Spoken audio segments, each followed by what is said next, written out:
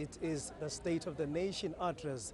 And of course, here in this, the beautiful kingdom of Eswatini, it is the speech from the throne by His Majesty King Mswati III. Welcome to it, Eswatini. My name is Sandile Makhanya, and of course we bring you this live broadcast here in Parliament in Lobamba. Sanbonani malangela mahle, sanbonani nebekunene. Sevele siganile kanjalo ke kutawunetfulela nakumsebenzi lomkhulu kakhulu wekuvula kwesigaba sesibili seParliamentary elishumi nakunye. The official inauguration of the second session of the 11th Parliament. Lapho ngume ngakhona lapho kungena khona ama-diplomats labo labamele emave abo lapha eveni leSwatini kanjalo ke netivakashi itayo imbube emhlaba inkosi eMswati wesithathu. Sikhuluma singena nje emoyeni malangeni lamahle kungena lapha eParliament emapalane lomkhulu waka Commonwealth Secretary-General Patricia Scotland lokungena angena khona manje lapha njengoba sathi ukuthi usivakashi sayo imbube emhlaba inkosi eMswati wesithathu so vele uvusele ke kiyo inkosi yemhlaba kanti ngetulu kwaloko ke kuyasho kona ukuthi uyawuphinza ngena ngakhona eParliament lapho tawulandzelela khona ke umsebenzi kwecala ngcako ukuthi efike lapha eveni laseSwatini utawutibonela mathupha ukuthi live kulesigaba sesibili ingabe litawuphuma libheke kuphi emalangeni lamahle uhambisana noma ke usingathi nguyelisiba lo melele live leSwatini khona ke eveni laseNgilandi Ambassador Christian noma ke High Commissioner Christian Nkambule sevele singenikele emalangeni lamahle.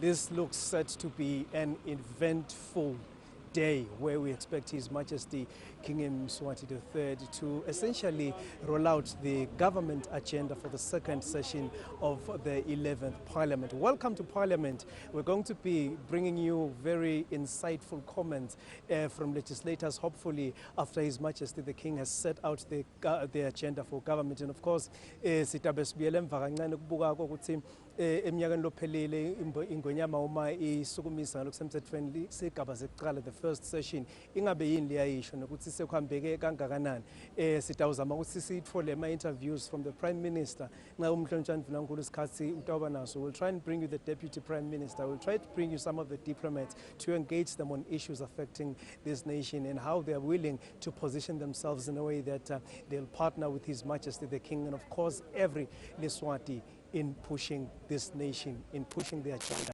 of this nation. And of course, namhla angihambi ngedwa nginaye Pholile Mazia. Kusile nebengosidenhle kusile Maswati lamahle yebo sephindze futhi sengiso leso sikhathi semnyakane nebakangwane sesivele siphindze futhi sibuyile khona eParliament nebakangwane lapho khona sidabe senitfulela konke lokutabe kwendeka bukhome ke khona lapha namhlanje ukuba sathi ukuthi namhla ngilo lilanga lelikhulu kakhulu eveni leSwatini lilanga lokuthi live leSwatini lithole inkulumo yayo ngwenyama nebakangwane kanti ke Maswati lamahle la ngikhona khona nje ngilangena khona bona abantu kanti ke kukhona nelikwaya leliseceleni kwami lelihlabelelako khona lapha lelimukela bona abantu labangenako khona ngekhathi eParliament nebangona njengoba nathi ukuthi leli lilanga lelikhulu kakhulu kunetimenyoteni ngwenyama ke letiningi letehlukene ngekwehlukana kwato nebangwane njengoba kubonakala ukuthi sathi ukuthi uhulumende wakheka noma live lakheka ngetinhlangothi letiningi asesiboneni ke bangwane siboneni nalelikwaya lelimukela sona sive nabo bona MPs la ekhona lapha kulona mcimbi ukuthi ingabe ahamba kanjani ngoba ananzisa wona umcimbi.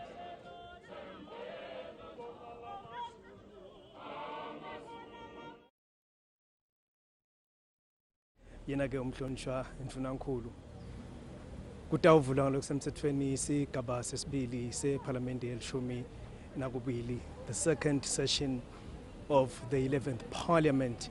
Sisabekela icembe malangeni lamahle ukuthi simane sivusele kuye umhlonishwa Mvulankulu njengoba sesimbona angena lapha nine bekunene sesitavela sithole lithuba lokuthi simvusele Mvulankulu. Nkosi siyakuvusela kakhulu, we are live on EswatiniTV. Nkosi, I will never forget presentation yakho esibayeni when you spoke about the eagle ne-renewal process renewal wachaza and you made history by being among the few individuals laba vula emavesi esibayeni even in the history of this nation. How has been the renewal process soloniqala kusebenta Nkosi? Asibonge Makhanya, sibonge nje sivusele naso sive emakhaya. Namuhla si la eParliamente lapho khona silo semhlaba sibe sivula iParliamente lonyaka. Sijabulile kakhulu ukuthi lo suku selifikile besolo silungiselela Makhanya seluthandazela. Indzaba lokhuluma ngayo Makhanya iqoka kakhulu ye-renewal. Seyivele iqalile sive sitawukhumbula ukuthi live linemgomo wa 2022 liphupho le live liphupho lesilo semhlaba lelithi siphokophele kuba kufika ku 2022 sesifika esigabeni sekuba i-first world lokho ke kulomgomo welive we-National Development Plan lo wendiwa lebo 2013 sithi tena sifika ke nathi uma sithunywa lo msebenzi silibandla le cabinet nawo onke nje amabandla eParliamente onke amabandla esilo semhlaba savele sagijima eminyakeni lo phelile nje kulonje strategic roadmap. Lokho ke sifika Makhanya sikhanza vele ukuthi uhulumende unawo ama challenges fiscal challenges ngiyo ke lebesolo siwasebenta ukuthi siwalungise sistabilize i-economy ikakhulu i-cash flow yakhe uhulumende sesiyawabona ke ama signs la positive akusafanani nje na ungathatha lesikhathi leseminyakeni lo wengcile lesimo sasibuqayana kodwa ke nyalo siyawubona improvement kule economy nje nama projections akhombisa kona ukuthi itawu improve i-GDP kulomnyaka wa 2020 but ke lesikubuke kakhulu ma projects lamakhulu latawufukula umnotho kulama sectors noma ke letinhlangothi letisihlanu letila kule strategic roadmap letibuke khona bo agriculture ukuthi sifukule i-agriculture sikhulise i-agriculture sibuke taka tourism tekungena nekuphuma eveni lakangwane sibuke ne-manufacturing and agro-processing siphinze sibuke ne-energy and mining ngoba live lakangwane libusisekile kuba nemcebo lo lengaphasi kodwa ke sonke sitawathi simaswati ukuthi lo mcebo sesengawuboni ulisebentela live lakangwane kwamanje yebo ke ama-mines akhona but ke asemancane kakhulu kanti sibusisekile silive lakangwane ngemcebo lokhona sibukile ukuthi naloko singaqala njani sakha ke ama plans nama strategies ukuthi singawusebenzisa njani umcebo lokhona even ne-energy ke nakhona kune ma projects lamakhulu ingwenyama lewasukumisile bo strategic oil reserve lesi sibasebenta silibandla yakugcina ke i-sector ye-ICT and education i-ICT ke imqoka kakhulu empeleni umgomo wethu u-digitize the economy yelive lakangwane ngiko nje kunabo e-government nangale ka telecommunications sifise ukukhulisa bo broadband si-invest kuleto tinhlangothi leto so lama plans lesinawo makhulu Makhanya sibuya nje ku retreat lapho i-cabinet behlangene bo minister nabo PS bebahlangene sibuka ukuthi kulomnyaka wa 2020 ngimaphi ama projects ngimaphi ama focus areas lekufuna siwabukete ukuze siqale sisebende sinelithemba lelikhulu Makhanya siyabona ukuthi 2020 utaba ngumnyaka lomuhle uma ngabe nje sonke simaswati singabambana sisupportane tonke tingoni noma i-private sector civil society labasebenta kahulumende ematiko lehlukene nebekuhamba tihlobo tenkosi uma sonke nje singafocusa kuleli phupho kule vision umlisa la yethula eveni yokuthi live kumele libe ku-20 libe yi-first world country by year 2022. Sonke siphokophele lokho sithandaze kakhulu simcele uNkulunkulu ukuthi asiside ngoba lithi live lenkosi umuntu wakhe emaplans siyaplana sente konke kodwa uNkulunkulu waphumelelisako. Nathi ke kuwe eMaswati sive sengwenyama asivele sihlale emthandazweni siphindze ke sisebenze kube ngumnyaka we-delivery and execution la 2020 ngiko nje lesikutsatako naku kahulumende tonke ti-70 tahulumende nawo onke nje eMaswati noma usomabhizinisi noma u-private sector asonga sifake emandla kuze ukuthi live laKangwane litothuthuka lichakaze lize lifike esigabeni la khona sonke sitawujabula sesiphila kahle eveni uNkulunkulu lasibusisa ngalo live laseSwatini. Siyabonga kakhulu Nkosi, siyabona kokugcina nje nalonyaka ingonyameni ezivakashi Secretary-General waka Commonwealth uvusele ingonyameni yemhlaba wavuselana naNdunankulu. Ingabe lihambo lakhe lihamba kanjani ukuthi live libuke ukuthi yini lelingayi-achieve ikakhulu ngoba naku kunanazivakashi lesikhulu lonyaka? Asibonge makhanya sibonge nje kuyo imbubo yemhlaba ngenhlakanipho lenayo utawati ukuthi inhlangano yaka Commonwealth inhlangano lefaka emavela amashumi lasihlanu nakuthathu 53 countries live laKangwane ke liyingcenye yayo iCommonwealth.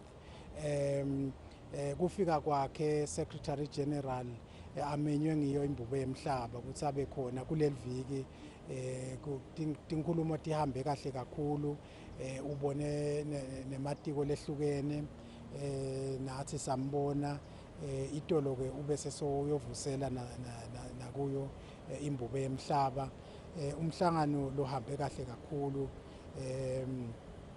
silo semhlaba samvetela naye Secretary-General tifiso telive ukuthi siphokophele kuphi nalo leliphupho la 2022 Secretary-General imbubo yemhlaba imatisile ngayo yaqhaza ukuthi live lendani nalapho ke baka Commonwealth bangasibambisa khona kuyabonakala ukuthi lemigomo yabo baka Commonwealth naleliphupho lesive la 2022 cishe kuyahambelana ngiko lokunye lokumjabulisile Secretary-General washo ke ukuthi kuleti inhlelo labanato nabo ka Commonwealth live laKangwane vele nalo batalinika ipriority batalisita basibambise empeleni losikhuluma nje kunema teams aka Commonwealth la khona la Swatini enda imisebenzi lehlukene lokukhombisa kona ukuthi iyasekela iCommonwealth and nayo ugcizelele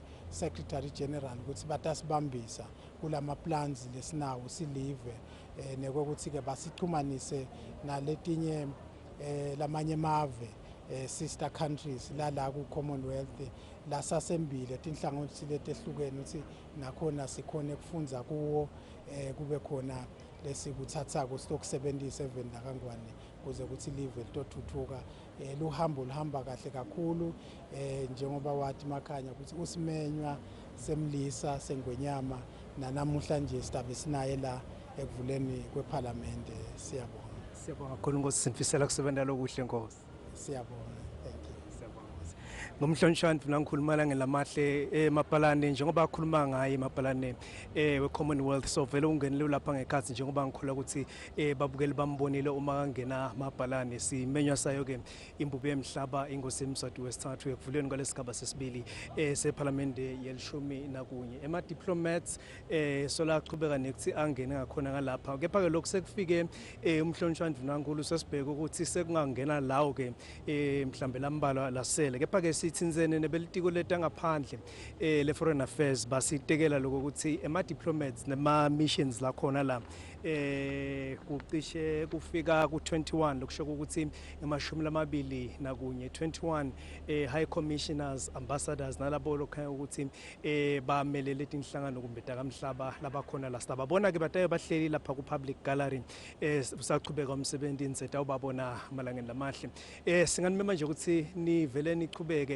ke nihlalisane nathi njengoba sisetanthulela nomsebenzi lokungiyona ke ngcikithi yalokusaka kunisakatela kwethu lomhla ngesikhathi seyiphefumula imbubo emhlaba inkosi Mswati wesithathu sendlalela kusebenta kwanasi isigaba sesibili seParliament yelishumi nakunye njengoba malanga emahle sitawukhumbula lokho ukuthi inkosi uma iphakamisa lesigaba sekuqala yavele yabaniketa ama-MPs ama-legislators noma yawakhumbutela lokuthi banensayeya yokuthi ngiyona Parliament letawuthatha live ilimikise ku-2022 yathi inkosi emhlaba abachamuke nama-strategies kube nama-workshops kubukiswana ukuthi yini abangaphuma nayo nemithetho letawube seseyenda ukuthi live lisheshe lifike kulo mgomo wa-2022 sibonile ke vele ke uMhlonishwa Ndvunankhulu avele ethula sona ke strategic roadmap in compliance with the speech from the throne session yekuqala khona lapha eParliament njengoba sesikhulumisene na-ke Ndvunankhulu uyachaza ngalokucacako ukuthi vele i-improvement na-economy ibonakele le process ye-renewal lakhuluma ngayo esibayeni uma apresenter asengabekwa kuba Ndvunankhulu seyivele seyiqalile nokuthi-ke uthi ucela ukuthi onke emaswati ngilelo nalelo swati kubonakala ukuthi nalo libeka enzaweni yokuthi likwadi ukuthi libambisane nelive malanga lamahle kunginyalo-ke sidake sikhulumisane nebemnyango wesimo selitulu basichazele ukuthi njengoba silibona nyalo ukuthi lilanga liphumile kubonakala ngathi litawunongodela sibili ingabe babuke ukuthi liyawuthi lishona siyabe sime kanjani simo selitulu.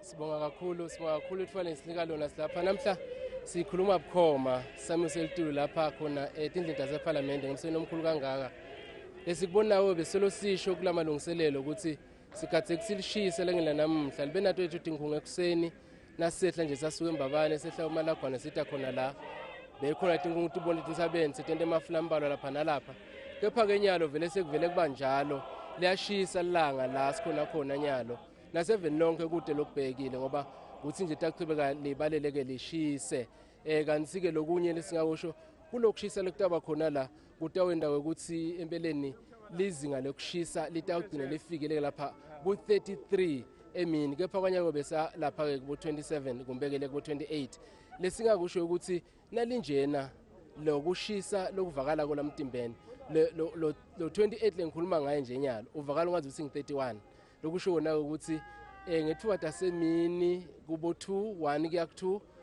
nthuba temadina utokwanza kusilapho selikule 33 itawuvakala emtimbeni wathi ngi-35 ngiso ke simo lesingasisho simo sethu salapha na uta lapha nje vele kanjani noma isethi kuphi tinkhalo telive silizinga ke lekushisa vele litabe ngilo lesetulu lilihle libalele lishisa nje kakhulu lapha kalubamba nje kuseni bebo 18 nyalo ke ikuye ke ispect iye kule 33 kanti ke kwanyalo lihle lapha ko 27 ka 28 kuyakhombisa wona ukuthi cha liyashisa impela nokuthi ke vele lokahle usinawulana nje vele utaba kuhle usi ute utigcokelo lokulula nangabe usetela sesendleleni kanti ke navele sokhona kulendzawo utawubona isimo esilo bese sisisho livike siyachubeka kanti ke lo wina sisibuka ke ukuthi live ingabe lona nje lime njani ngosimo selitulu nasibawona kombeke ngaba nginawo mazinga kushisa ke lasetulu imbabane yona itawufika ke lapha ku30 namuhla lokufaka yona ke nenhlangano kanye ke nasespiki kanti ke lapha kamanzini sibheka ukuthi lifika lapha ku32 kuthi ehlanzeni le ku big band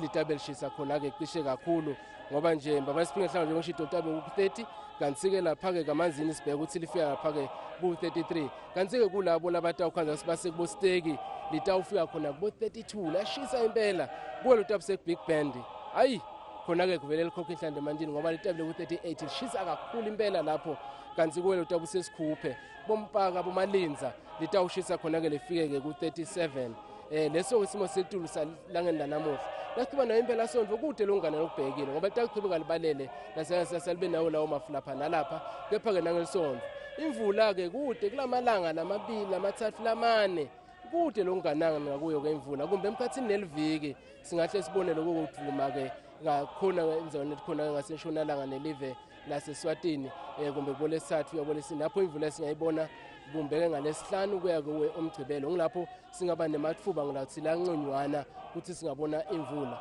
noko ukutokhanza silabo labaselithakeni ikakhulu ke ngalesithathu enshonalanga nelive laseswatini ngakhanza sikhona babona leto imvula tihle tivela livuma kuhle kumbe kowelela nalapha ngakithi eSwatini kepha nje kwanyalo lesingawusho vele leli bhande lemafu letanemvula likhweshile eSwatini nakangwane liphumele khona kuMozambique liphindze lenyukela kuMadagascar lenyukele kuZimbabwe nasibuya khona ekhasi sinamhla la kalomamba impela leyashisa kakhulu kwanyalo seku28 nawo yena ku33 litabe selibila kakhulu ngoba litabe umtimba overwhelming 35 sinekeze sisinalinje Maswati lamahle kuhle ukuthi unathe emandi kakhulu lisuku siyachubeka unganamnedi vele asithi akangabi khona nawo khonile natha emandi kakhulu na uphumela ngaphandle ube nawo ukuthola noma ngesambulelo lebo make vele isigqoko lesikhulu khanje sibasifaka bobhudla umakepisi na ukhona etindzaweni letinye kona ke la parliament akavumeleke ukuthi ungagcoka lokho ke lawo makepisi nethi tigcoka ngaphandle nasembuthweni vele semsebentini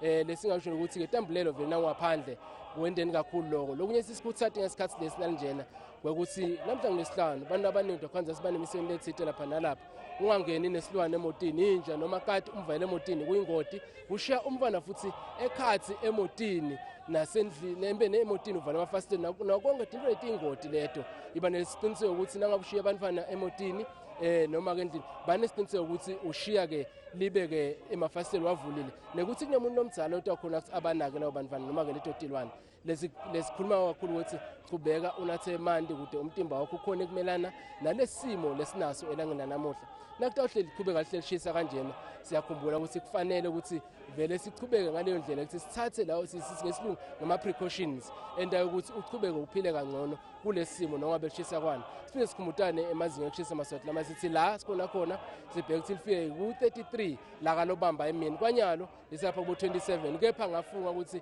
liku30 lendlela lokushisa ngayo lilanga liphumile impela kanti futhi sibheke ukuthi siphinze litawunywa futhi izinga lokushisa lapho sekufika ingonyama sekufika lona lilanga kulenzayo nakhona lizinga vele itabe liyashisa ngoba nakufuna nomdzala welive bese sekuba khona lokhu kushisa nje lokuba khona nasichubeka ke embabane nasenhlangano sibheke ukuthi lifike ku30 kanti ke sibheke ukuthi lapha kamanzini khona be32 kanti lapha bo big band litawugcina lifike ke lapha kubo 38 kuthi kuwe litawula lapha esikhuphe itabe 37 kuyabonakala ukuthi lishisa kakhulu bekunene eveni ke la kangwane lesi ke simo lesikhuluma ngaso sekushisa kuleli langa ke la namuhla sibonga kakhulu Maswati amahle.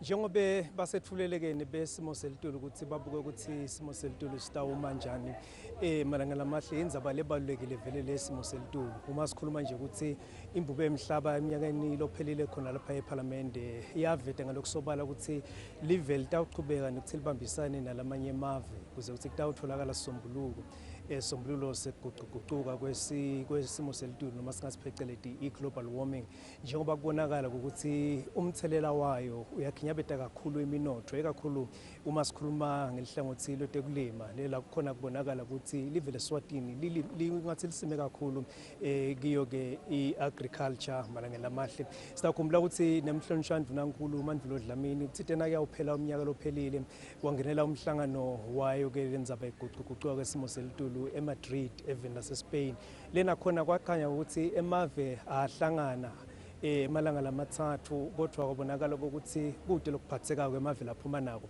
empeleni mabrand lomkhulu wakamhlabuhlangene wavele wabeya ngalokusobala ukuthi le conference pheceledi was a wasted opportunity lokusho ukuthi lo mhlangano wabalithuba leselihambile nje ukuthi emave abuke ukuthi vele sombululo singagcina siphumileni eminyakeni lophelile ke imbube emhlaba uma iphefumula ngayo lenzaba le yabeka ngalokusobala ukuthi live tawufuna ukuthi lisebentele ukuthi likwadi ukuthola tebuchwephesha i-technology letawuthi uma ngabe kuta ama-extreme weather patterns lisheshe live likubambe lokho ukuthi ngelanga lelingikuthi sibheke ukuthi kube ne-weather lembi kabi letawumisa kabi nelive lonke elimisa kabi netekulima kepha-ke njengoba akhona nema-international partners lakhona la inkosi emhlaba yakubeka ngalokusobala ukuthi live litimisele ukuthi lisebenzisane nawo emave kuze kuthi indzaba iguquguquka kwesimo selitulu kugcine libe yingcenye yesombululo mhlambe lesingatholakala umlingani wami Pholile Maziya ngikholwa ukuthi lapho emengakhona ngilapho kungenela khona ikakhulu emalunga eParliament nabo labo labamenyiwe ukuthi usingatha ingosi nomhla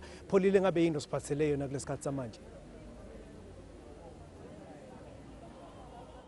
Nenebengasihle siphinde futhi sinemukele yebo ngalapha ekungeneni nebakangwane kanti ke emalungu eParliament solo nema spouses awo solo mane athile kanjalo ayangena nebakangwane kwathiso ukuthi kufuna ukuthi kushaya isikhathi lesithide wonke umuntu sekavele angekhathi endlini nebakangwane sekuvele kuthulile endlini sekuthe khwacala emakhosi athi nakafika avele akhanze ukuthi umsebenzise ufele umele usale ucalane nebakangwane kanti ke ngibene enhlanhla amasodla amahle ngase sengithola nayi indvuna yete kulima nebangwane lephenze futhi ibe ngilo lilunga leParliament lenkhundla yasesipiki mabuza siyati ukuthi ilitiko letekulima lingulelinye lematiko libekwe nguhulumende noma lelabekwa ngeyo nengonyama ukuthi alifake isandla lesibandi ekuthuthukiseni umnotho njengoba silive sibhekene nayo inkinga lenkulu yemnotho sikuva nje ukuthi ingabe kube ningonyama ibeke noma interest umsebenzini ilitiko mhlawumbe senihambe kangakanani. Sibonge kakhulu Tsatewethu sivusele sive seMaswati sivusele sive seNgwenyama.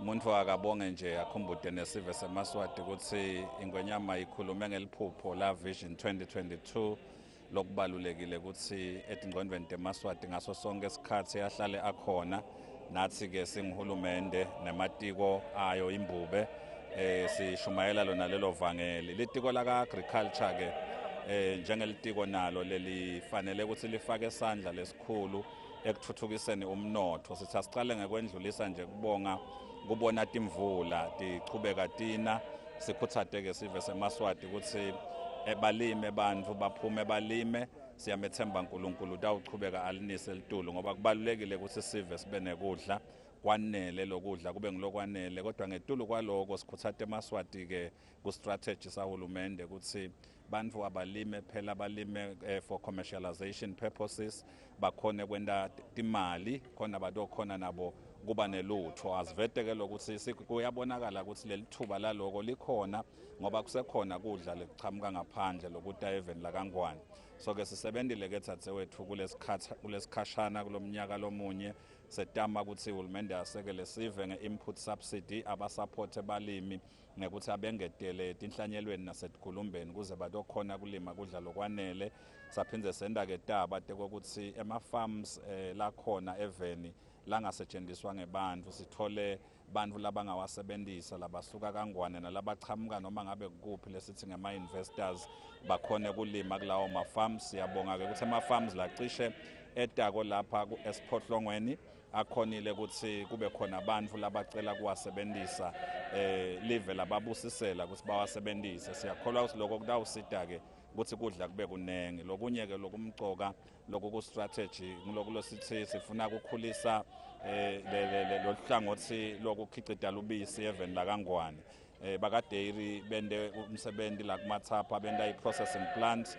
lesecishe ifike emaphethelweni ekuphela sesiyakholwa ukuthi masinyane nje utawube lowo msebenzi vele sekucala kusetshentwa kuwo siyawakhuthatha ke eMaswati sichubekile sawakhuthata sitawuchubeka nalonyaka ngokuthi alukhicitwe ngibo lolubisi kulama farms akube khona tinkomo tolubisi kanzi futhi nalemakhaya abantu abafundziseke ngokuthi ungalukhicita lubisi wakhe imali sitawukwenda nakulokuthiwa ngema-collection centers lesevele sicalile sikwenda ngiyethemba asakhona even la kangwane etindzaweni letila kubo 13 sitawuchubeka ke nalonyaka sifake lelo galelo ukuthi lokho kwendeke Tsatewethu kudla kutoba kunenge even nekuthi ke bantu balime ama-vegetables sibe ne-cold chain labe sifundisa khona ukuthi ungenda kanjani ukuthi lo mkhicito wakho lo wendako ugcina ukunika imali lecishe ibonakala nalephathekako kuze imali itobuya ite-even angigcine ke ngokuthi konke lokwendiwa ka-agriculture njengoba umhlaba live linawo umnengi imvamisa yesikhathi nasekukhicita ngalokwanele kuye kubese sekuyasita ukuthi eMaswati angede alamba kwesibili kukhulise umnotho itarget ke yethu ukuthi sewukhulise kule agriculture sector ku-GDP sikhulise nga 3% ngilesicabanga ke ukuthi ku-achievable sitawukhona kukwenda lokho sifuna ke nekwakha emadamu siphumelele ke kule period lesisuka kuyo kwakha lamancane lacishe 2 noma 3 nangikhumbula kahle but-ke i-target yethu ukuthi okungenani lawa lamancane abe ngu-20 bese kuba nelidamu-ke lelikhulu lesicabanga silitawuphumelela nathi imali tivumile ukuthi lakhiwe eshiselweni. Konke lokho sicabanga ukuthi kutawulusita live kulibambisa in terms of i-development. Tatsewethu sesithandaza ukuthi umsebenzi weNgwenyama leside kuwo namuhla uhambe kahle, iNgwenyama ichubeke ikhulume inike i-direction ematiko ade ukhona kugijima aphumelelise lokho losekuphefumulelwe ngiso silo esiveni. Sitawukwenda konke lokusemandleni ukuthi lokho kuphumelele Tatsewethu. Umuntu asangagcina nje naye ngekukhuluma nje lokuncane kokuthi iNgwenyama ivame ukugcizelela ukuthi eMaswati akakhumbule ukuthi kuthula kube khona eveni, nathi sisho njalo sithi akube nekuthula eveni. Sikhumbuteke nokuthi kubalulekile kuhlonipha, sihloniphane nje singeMaswati kuze lokho kuthula kwethu kube ngiloku kahle. Siyakhuthata nje sive kuloko bese siyasukuma ke sonke sakhe imali Tatsewethu sitawuqinisa umnotho welive. Siyabonga kakhulu. Siyabonga kakhulu Minister sikhathi sakho. Awu sini-incentive leni nebakangwane. Awu seyivele itikhulumele indvuna yelitiko letekulima. Sitawukhumbula nje ukuthi awu letekulima lemlinye lematiko lelifaka ekhatsi noma lelifaka sandla lesibandi ku-GDP yelive. Kungako ke libonakala ukuthi nalo alibe ngilelinye lelifaka emandla ekubeni umnotho welive usukume usimame nebakangwane, njengoba nathi ukuthi umnotho welive impela awusiwo nani lo ume kahle kulamalanga noma nje kulamalanga tinkomba ukuthi uhulumende nayo nato tonke tinhlangothi letiphathelene nawo umnotho tisukumile impela tiyasebenza, njengoba iNgwenyama yavele yayiniketa i-directive kusukela esibayeni nebangwane. Ndawukhumbula ukuthi yathi kwathi kusukela esibayeni kubekwa yena ndvunankhulu iNgwenyama yabeka yathi uhulumende longenako unensaye yale nkhulu Maswati amahle, umnotho welive awusiye lomuhle. Kungasilo nje live la Kangwane kuphela kodwa siyathi ukuthi lisifundza lesisendasini live le Africa nalo naso siyakhala emavele amanye iAfrica yonke nayo iyakhala ikhala ngayo indzaba yemnotho nebangwane. Ngawo ke neNgwenyama yavela iniketa i-directive khona eSwatini ukuthi asisukume sisebenze njengoba nathi nebangwane ukuthi wonke umuntu kumele ukuthi asebenze eMaswati amahle. Kanti ke la khona nebangwane ngishito ukuthi kula kungena khona wona emalunga eParliament nato tindvuna tembuso Maswati lamahle, njengoba ngishito ukuthi khona lapha kuyasenjetwa ma-spouses nato nabo ema-MPs netindvuna setivele tingena ngekhathi nebangwane. Bakufanele ukuthi kushaya isikhathi thide wonke umuntu sekavele asehleli phasi sekathe kukhwacalalane nebakangwane, savele alindzele lona libhubezi ukuthi libhodle nebakangwane, ngoba lokukhulu kakhulu lamhlala ngikokubhodla kwelibhubezi lapho khona libhubezi litawuniketa i-directive kokuthi live lishona phi kulo mnyaka wa 2020. Lapha ke sekunayo indvuna yelitiko letinkhundla endvuna siyathi ukuthi live selivele sisalelwe ngumnyaka munye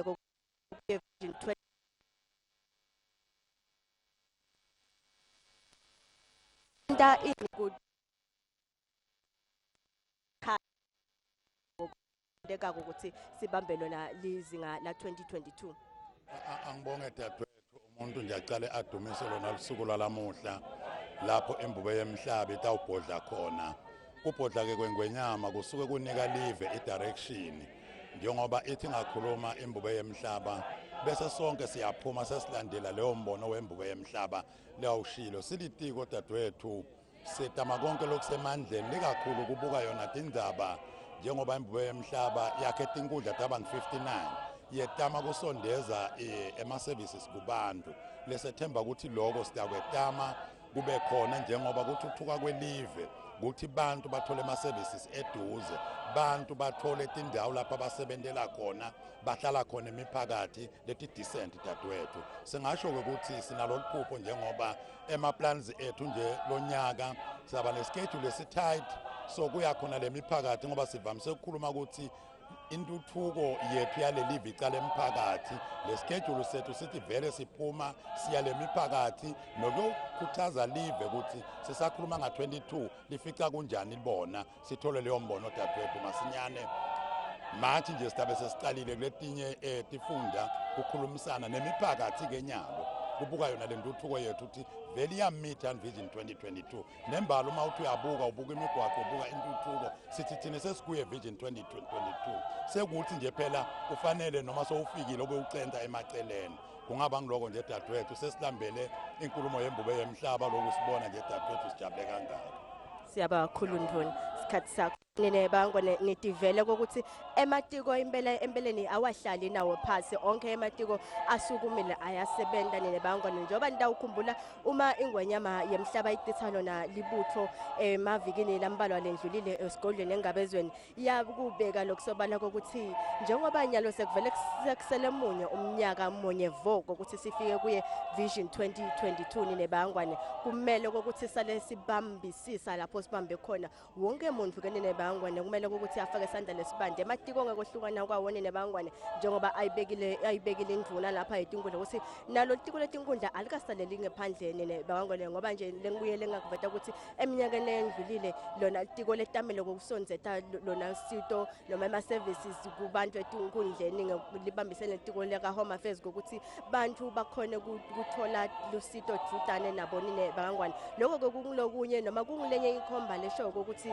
empeleni sihamba silive singemaswati sihamba ku emavengonyama sihamba etuwawe emave makhosi ukuthi sikhone ukuthi liphupho lawo emakhosi nelive leSwatini ligcine lifezekile nine bakangwane kanti ke maswati lamahle solo sive sichubeke njalo siyangena khona ngekhathi njengoba bekuvakele noma kusasukwa wona ukulungiselela umsebenzi ukuthi kumele ukuthi sive sithi kushaya isikhathi esithide sibe sesivele sesiphelele ngekhathi sifike kusesende isikhathi sokukhona ukuthi sihlale phansi nene bakangwane kuze ukuthi uma emakhosi athi afika avele umsebenzi aqale maswati lamahle akhanze futhi nendlu ithulele isekhocalela kuze ukuthi umsebenzi utawuhamba kahle ngotulu kwaloko kuze ukuthi ne directive ngonyama itawuvakala kahle nene bakangwane njengoba kakhulu lesite ngako lapha nene maswati lamahle ngiko ukuthi sibhele ukuthi inkosi inonyaka ilive ithi litawubheka kuphe nene bakangwane kanti ke nyalo ke asengithathe ngive ngakusandile ukuthi ingabe kusandile kwendekane engakuye njengoba ngakhona ngalana sive Solomon siyangena sesilungiselela kona ukuthi uthi umnyango uvalwa umnyango sesivele singekhathi nene bakangwane. Iboke sibonga kakhulu kuye Pholile ebeyakhulumisana naDokedi indvuna tembuso emalunga eParliament nalabo ke lokubonakala ukuthi bavele batawusingatha yona ke imbube emhlaba kulomsebenzi lomkhulu kakhulu wekuphakanyiswa noma kuvula kwesigaba sesibili seParliament yelishumi nakunye malanga lamahle njengoba simbonile angena amabhalane lomkhulu waka Commonwealth Patricia Scotland sisenda taba ukuthi umane sivuselane naye ke emabhalane ustekela kabandi ngelivakasho lakhe noma lihambo lakhe lapha even laseSwatini kepha ke vele lapha simenga khona ufika wasima efika amabhalane wangena ngekhathi eParliament eChamber noko ke wasesovele uyaphuma so utawuvusela ama diplomats khona lapha etendeni lapho khona ke kunema diplomats labo labanyusele noma labamele emave abo lapha even laseSwatini batawubuka ukuthi njengoba inkosi emhlaba itawendlela kusebenta kwaHulumende kulesigaba sesibili seParliament yelishumi nakunye nguphi la kubonakala ukuthi bangabambisa live khona amalangeni lamahle bese savile ke simile kona ukuthi uma lithuba livela sitawonethulela inkulumo yethu naye ke mabhalane kakhulu kutombuto esigabeni sekuthenini kulolu hambo lwakhe lapha even eSwatini ubuke ukuthi inhlangano yeCommonwealth nguphi la engabambisa live khona ikakhulu emgomeni wa 2022 kepha ke simbonile avusela imbube emhlaba esigodleni elithini elangeni layitolo kanti ke phambilini kwaloko uvuselena ke umhlonishwa indvunankulu netindvuna tembuso wavusela umavusela ikakhulu indvuna etikolete kuvakasha bakhuluma kabanti ngendzaba ye climate change ukuguquka kwesimo selitulu ngengabuka ke i-account yakhe yaka Twitter lapho wabhala khona ngelihambo lwakhe even laseSwatini uyasho vele ukuthi indzaba yeguquka kwesimo selitulu indzaba lesenhlitweni yakhe ngakho ke kutawubukakala ukuthi etinhlelweni tekutfola likhambi live laseSwatini ngikuphi lapho lingafakwa khona kuze ukuthi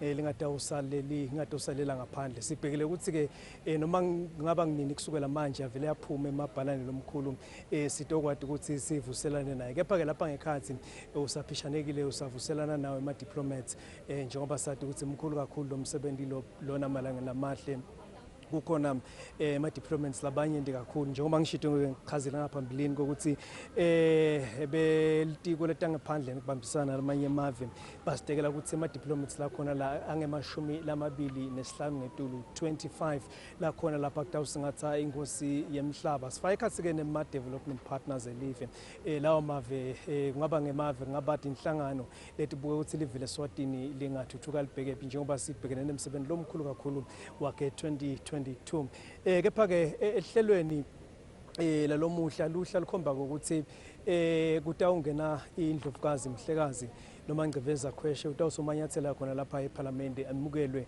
ngengoma yesive kutabese-ke indlovu yemhlaba seyethulwa ngekhathi endlini lapho khona-ke i-joint sitting itawuvele isukume ime ngetinyawo kwemukela yona-ke indlovu yemhlaba ngemva kwaloko-ke emalangeni lamahle litawube seliyabalela uma libalela-ke nakhona sibhekile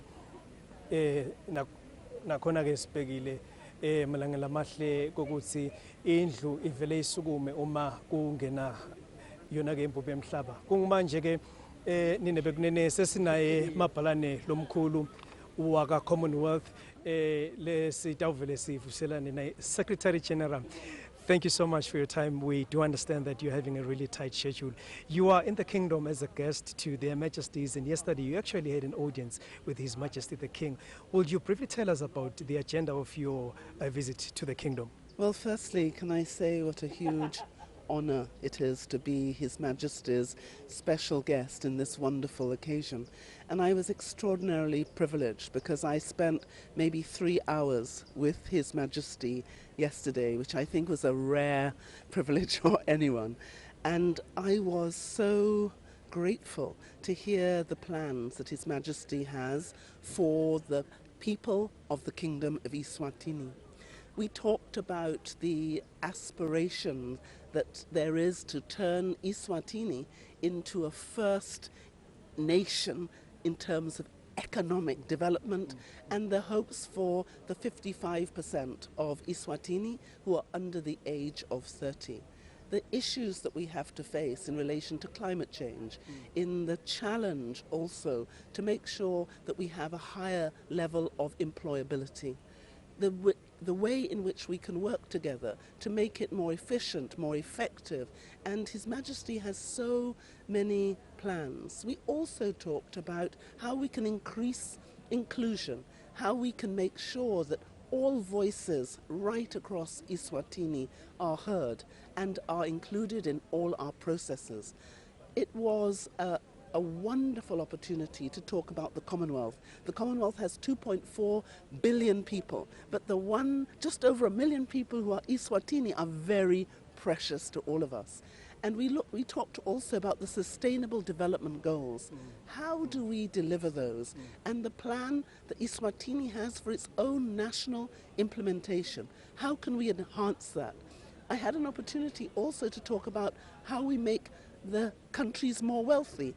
When I became the Secretary-General, I said I wanted to put the wealth back into Commonwealth, but we also have to put the common back into wealth and make sure that every single citizen has an opportunity to explore and rejoice in the talents that God has given each of us. If we want a wealthy world and a wealthy nation, then we have to work together, all of us, government, third sector, civil society. And what was wonderful is to know that each sector in Eswatini are willing to do their part, and to hear how His Majesty is totally committed to that vision. And I made a commitment on behalf of the Secretariat as Secretary-General that I will do all I can to support the government and the people of Eswatini.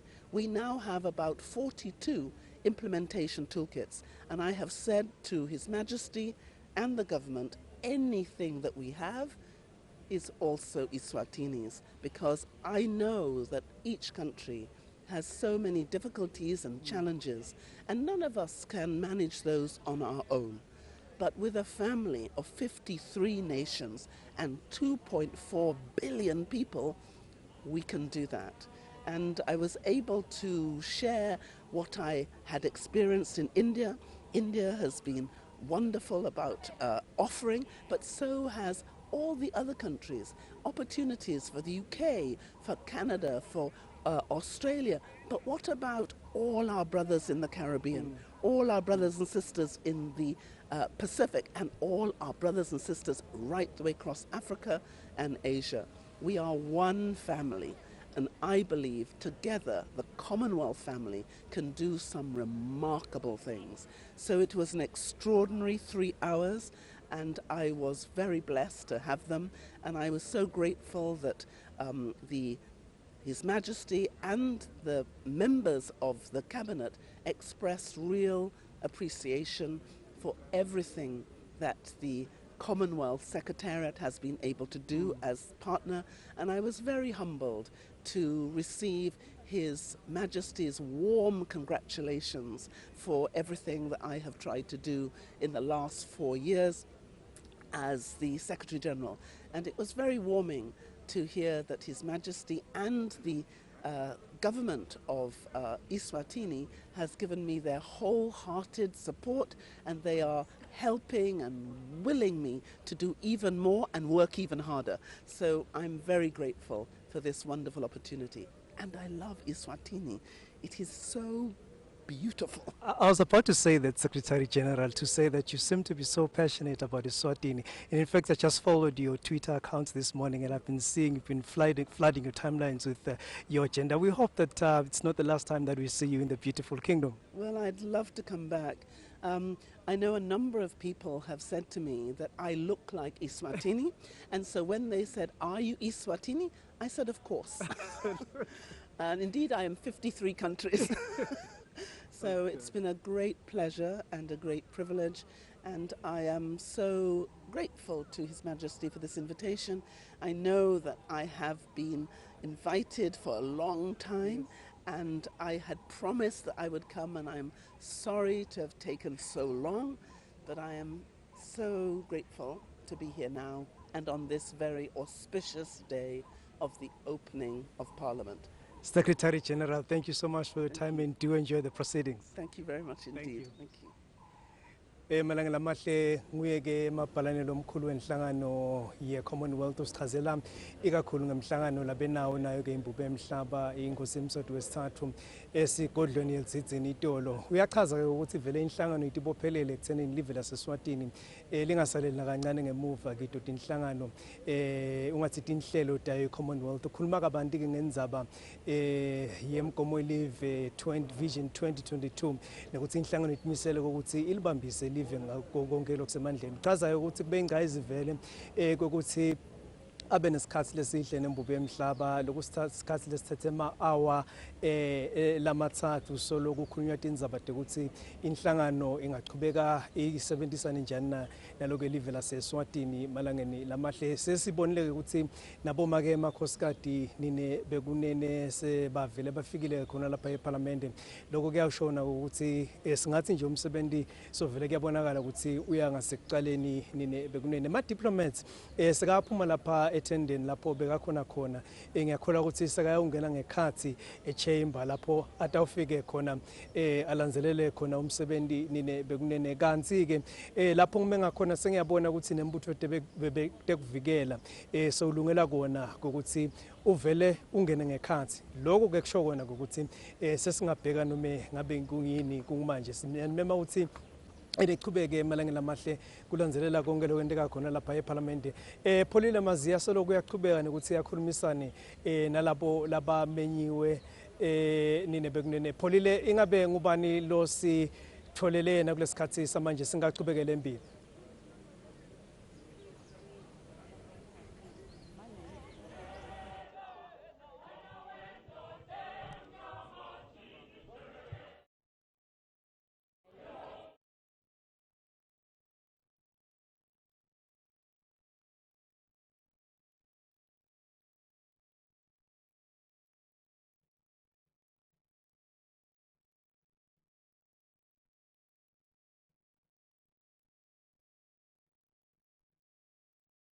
solo sikhona khona eParliamentary nebangwane ngelo langale elikhulu lamhla lekuvulwa kweParliament maswati lamahle ivulwa ngisosilo Nkosi Mswati wesithathu njengoba bengishilo eceleni kokuthi ngingase kungeneni kungena MPs kuphinde futhi kungene nawo ematiko ahulumende labakhulu ematiko ahulumende nebangwane nyaloke sengivele nginaye dokotela lapha etiko letempilo nebangwane dokotela Vusi Makakula mhlambe Makakula nje kufuna ukuva ukuthi ingabe etiko nini yini mhlambe lenendako tabala nentendako nako sesiyasonzelana ku Vision 2022 siyathi kusonke ematiko abheke ukuthi asukume entaba ukuthi live liyafinyelela liyalifeza liphupho layo ingwenyama. Ngiyabonga sabona umbuzo cha nathi umgomo wethu losigadako nje konke lesikwendako litikweni silidwa induna yethu ngiyona lokuthi sisonzele kakhulu etindzabeni ukuthi si-attend le vision ya 2022 lokukhulu ukuthi lokhu sigada kakhulu sikhuluma ngezaba universal health coverage lokufanele kuyona isigadako lokuthi akube yetele liswati lelingakhona ukuthola kwelashwa ngesizathu sokuthi lide imali lingangeni etindlekweni ngalokho ngiloko lokukhulu lesikuphikelele so lokho kusekukhabarisha kusuka ekucaleni kuhealth promotion kuvikela kujova abantwana kuyophuma kulapha edulo. Siyati ukuthi lenye indzaba lenye lebe isikhongethile silive ngeindzaba iHIV and AIDS malangeni noma eminyakeni ingwenyama emaswati iyeye igcizelele ukuthi live lumele ukuthi lisebenze litiko lisebenze ngamadima ngalokukhulu ukukhanda kude ukuthi kufika umnyaka wa 2022 kube bede liswati lelibulawa ngilesifo ingabe mhlawumbe lapho senihambe kangakanani ndoda.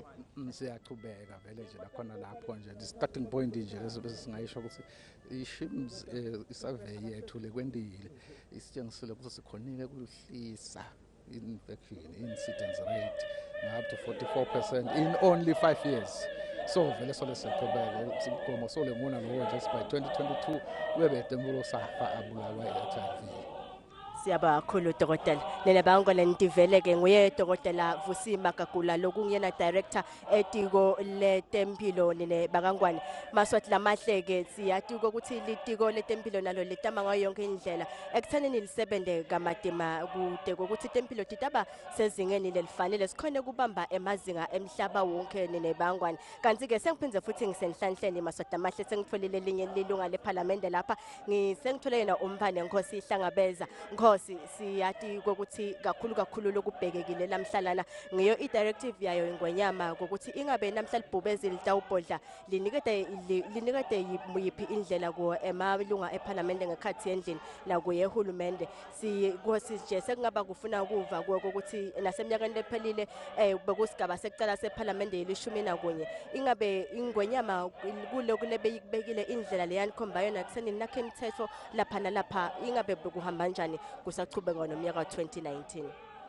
Cha tsathu njengoba uyilanza kahle nje kusukela eminyakeni lophelile ingwenyama nayisinika ambe indlela athi sitawuqhuba njani elwananeni isuke inika umhlaba wonke akusho ukuthi isuke iconzene nathi thine ngoba kumbe mhlambe nisibukele sona nisive noma nathi phela sikhona la vele kuliqiniso ukuthi lokunengi lesikukhulumako nalokubhekeke kithi lekufanele singabe sichamuka nako esiveni sibuye kumbe mhlambe nisokuhlanganisa nemicabango yahulumende la kutobonakala ukuthi ke live nguphi lingagcine lifike khona ngoba live tsathu alingangabani live kambe lingange kubambisana ukuthi konke noma ngakuncane kwani asibutane noma kukhulu kwani asibutane sivumelane kuko konke lesikwendako kuze sikhone kuphumelela kuyaba ngiyacabanga ukuthi njengoba usho nje nanamuhla nje njengoba kambe usho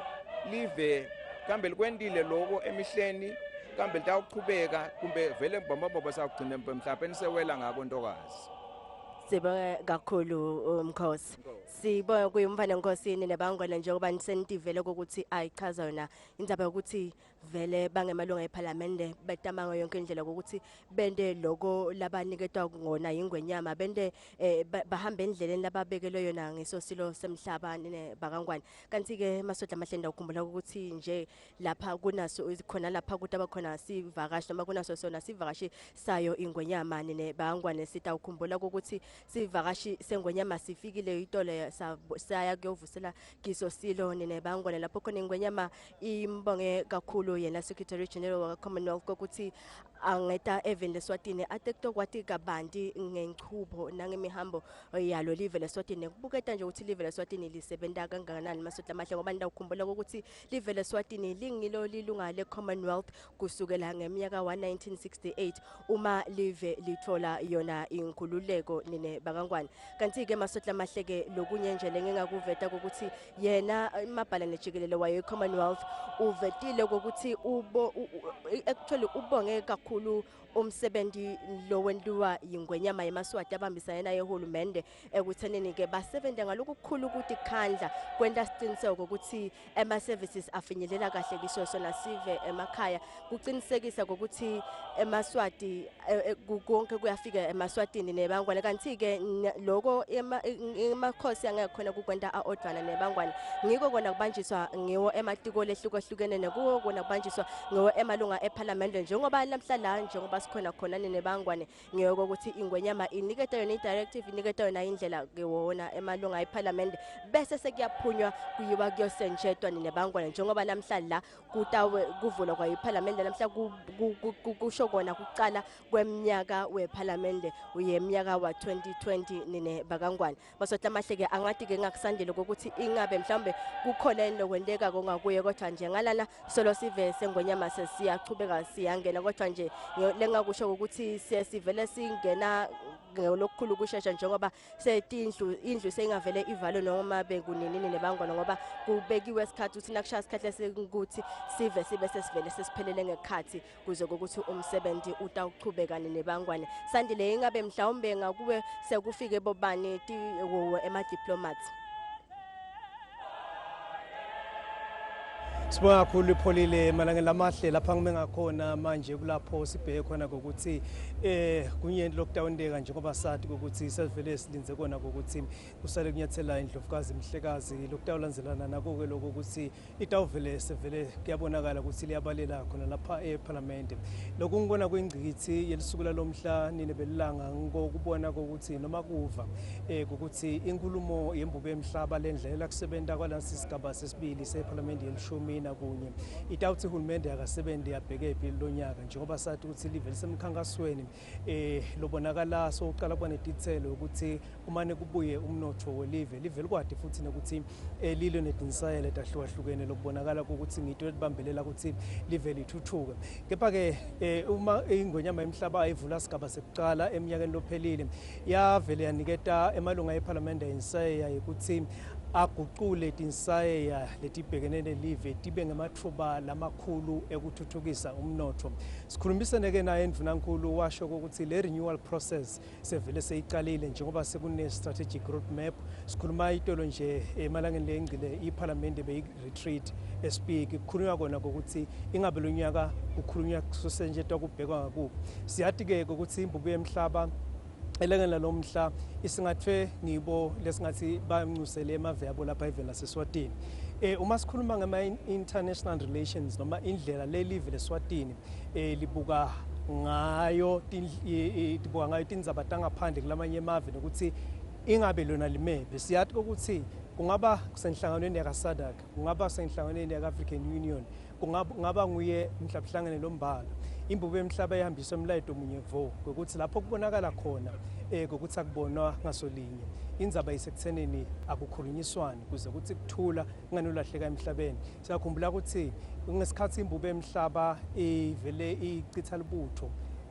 khona lonyaka emva kokuthi umsebenzi wencwala ufika emaphethelweni inkosi emhlaba ikhusate sive samaswati ukuthi kuko konke lesikwendako asivele sicabangele netitukulwane letidako ukuthi mhlazana kuyawulahleka kuthula kuyawugcina kubuyile indvele yena sibonelo sakulamanye emave langenelwe isilingo sokuthi kulahleke kuthula sokuchithwa nisamba titimali imihlangano lengapheli solokuzanya kona ukuthi manje kubuye kuthula eMaswati kasenenhlanhla ukuthi live lisenekuthula kuthula lokukhona eveni kuphindze kube nemthelela lomuhle nakhona nasendzabeni tekuthuthuka kwemnotho njengoba sathi ukuthi ema-investors uma ngabe afuna ke avula imisebenzi emaveni latsidi ngeke kubukakala ukuthi kukhona nikuthula kulelo live impahla ngeke isebenze yini angathi ngeke ilimale yini itawuphatheka kahle ni impahla labayifakile noma leto imali labatifaka kulelo live tavule tewuke nemtilane ngenzabe ukuthi kude kuthula sisakhuluma ngenzaba ke international relations inkosi emhlaba njalo ngeminyaka iyaye imukele esigodlweni galozithe kakhulu bombasada batewuthula kuncasidabo tebuncuza kusho kona ukuthi live laseSwatini liyaqhubeka nokuthi lihlobane nalabanye emave even on the international stage live lengonyama emhlaba liya ngekuqina ekuthenini kuthula ekukhulumisana akube ngiko lokuhamba embili khona ke eminyakeni lophelele imbubo emhlaba yakhuluma ngenzaba lebalulekile ukuthi ema-missions elive la ngale kweshiya kwetilwandle akuvele kubonakala ukuthi ayalimaketha live ukuthi akhulume ngelive nangemathuba lakhona la ekwenta isiqiniseko sekuthi bosomabhizinisi bayeta kutawuvula imisebenzi khona lapha eveni laseSwatini inhlanhla lenkulu-ke langela lo mhlango kokuthi umsakazo weEswatiniTV wenta isiqiniseko kokuthi enkundleni tekuxhumana i-YouTube malangeni lamahle inkulumo yenkosi emhlaba itabe ibonakala lokusho ukuthi noma ngabe ukuphi lapha emhlabeni wonke jikelele senda isiqiniseko sekuthi utawubona konke lokutabe kwenteka khona lapha eParliament kulamanye emave kuthola ukuthi kumbe kusesebusuku kepha bajeleni malangeni lamahle ukuthi abavuke njengoba selitawuphefumula imbubo emhlaba selitawubalela lilanga la kuze kusinabo batawathi ukuthi inkosi ithi umhlaba uphuma ubhekaphi mhlonishani mfuna nkulu uyikhulumile lenzaba yekuthi eMaswati ngilona lelo Swati ungaba sebhasini njengoba sikhuluma ungabe kuphi eveni lonke jikelele dibute oluswati ukuthi yini yona lo tawuyenda kuze ukuthi live litawuqhubekela impilo bukhulume ngendzaba yakhe YouTube malanga lamahle bajeleni bonke labasemaveni ihloboteni ukuthi abaye ku YouTube ekhasini leEswatiniTV enkundleni lexhumana eYouTube lapho khona ke batawufike bawuthole khona ke umsebenzi njengobe unjalo utawuqhubeka khona lapha ninebe kunene lapho emengakhona pholile kune entertainment kunemakwaya lahlukahlukene namaqembu emasiko kakhulu malanga lamahle lananzisako kunginyalo sitake sivele sishone ngakhona sitabe silungiselela ukuthi izingene esigabeni lesilandelayo njengoba kubonakala ukuthi selitawubalela khona lapha endlini yeParliament Ninebe nkosilenhle likwaya lapha emva kwami solo lihlabelele njalo ninebe hangwane linanzisa khona lapha ekumekweleni donative akashita sosilo letite kuwo lo msebenzi noma wo lo mcimbi maswahla mahle njenganyalo nje njengoba lihlabelele kwase ngithe angithathe lithuba ngike sengikhuluma naye conductor lo tasichazela ukuthi engabe mhlawumbe kubathethe isikhathi esinganani ukuthi balungiselele wona umcimbi walamhla wekuvula kwayo iParliament Ngivusele mbali kusithathe nje malangana amaviki lamabili kulungiselela lo msebenzi ngoba siyikhwaya lehlale ihlangana ihlabene so kusithathe amaviki lamabili kusivele nje sakufaka emisebenzini yethu ngabe tingoma tona letihlatshelelwa kwelapha empeleni ngoba tiyavakala ukuthi uthi mnanzi uva nomtimba ngathi ungashukuma inkinga ukuthithi abanye semsebenzini ngabe tona ndikhethe kanjani Tingoma nje letihlatshelwa ikhwaya emicimbini nayini nisebenzise nje tonke ingoma esihlabelako ngoba silesimenyo emicimbini so sesiyadada ingoma labathandzako ukutiva abantu siyesebenzise leto ingoma leto betonke njengekho nje lenzala sesiyato so umalungu eParliament athanza tiphi babukele emakhaya labedile bathanza tiphi so sizame kwenta nje besonke ingoma tibukele wonke umuntu advele ajabulile semhlawumbe nje sekungaba ngiko kufuna kuva ukuthi siyaduka ukuthi nalo likwaya lingephasi kwalolitiko leka art and culture sikuva nje ukuthi ingabe nje ngoba siyaduka ukuthi silive nako futhi nathi siyasebenza emadingo kwehlukana bhotha sebenza ingabe mhlawumbe nine nje mhlawumbe nine nendataba tinto ukuthi nibambe lona lizinga lelifanele lelive lekuthuthukwa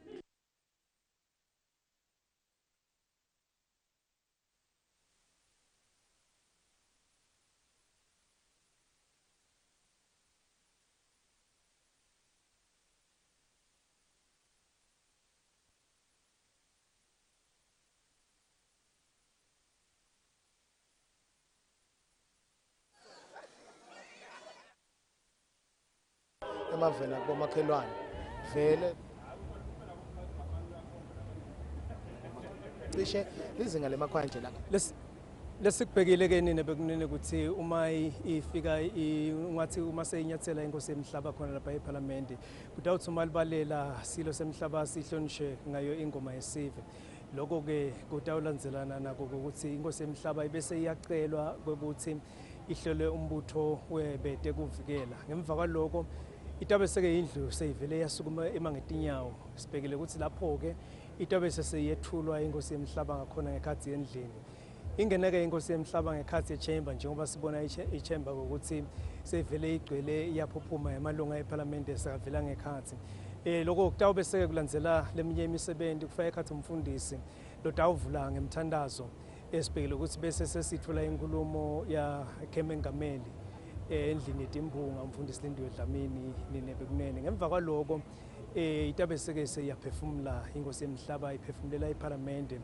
iphefumulela live lonke leSwatini iphefumulele SADC iphefumulele African Union iphefumulele nawo wonke ke umhlaba nine bekunene lokho sikubhekile ukuthi kutawuthi kwendeke eMaswati atawube vele emengemumo ikakhulu lona ke malunga eParliament kuva ukuthi inkosi emhlaba ithi live liphuma libhekaphi lonyaka tinyenti ke tinsaya lokubonakala ukuthi live libhekene nato malangeni lamahle indzaba yokuthi kudzinga ukuthi imisebenzi iye ngekwanza lapha eveni indzaba yokuthi nesivele sesikhulile bogogo nabomkhulu kumele kubonakala ukuthi banakekeleka tindzaba malangeni lamahle letithi yebo kona iqalile imetamo yokuthi umnotho uqale kubuya eveni umphumela so uyabonakala ukuthi kunekunyakade lokuhle lokukhona kepha kubonakala ukuthi kusafuna ukuthi kusenjetwe sibili ikakhulu ngobe masondvo enyathi impela kiyo iParliament njengoba inkosi emhlaba yakubeka ngalokusobala eminyakeni lophelile kokuthi kanye ke malunga eParliament ye11 lekubheka ukuthi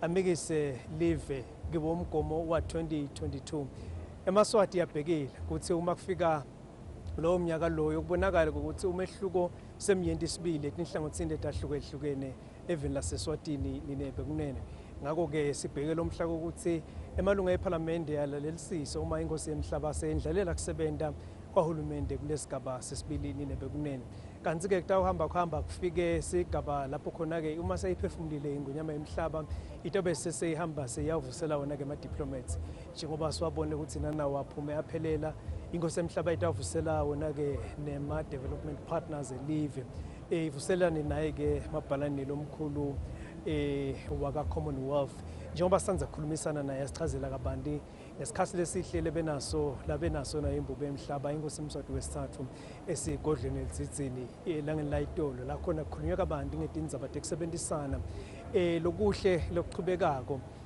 lokubonakala kwemkhathisini olive leSwatini nayo ke inhlangano yaka Commonwealth nokuthi kungathuthukiswa kubheke iswephi lokho njengoba sathi ukuthi live lisenetinhlelo letinyenti sibili lelivele libekele tona ukuthi lingathuthuka ngato uma ngabe sasanza kusivulela lapha eParliament kunilethela ukuvulana lokusemthethweni kwesigaba sesibili seParliament ye11 siyanimema malangeni lamahle ukuthi nichubeke nilandzelele wona umsebenzi njengoba utawuchubeka nje solo sihambisana naye ke Pholile Maziya lengikholwa ukuthi umengemumo esikhathini samanje ukuthi angasitekela ukuthi lapho akhona ngakhona ingabe yini la ibonako yenani nebekunene sitawuvele sichubeke silinze ke nebekunene ukuthi kuvele libalele salokungena sona ke silo semhlaba inkosi Mswati wesithathu kanti ke malangeni lamahle kutakwendeka konke lokhu nje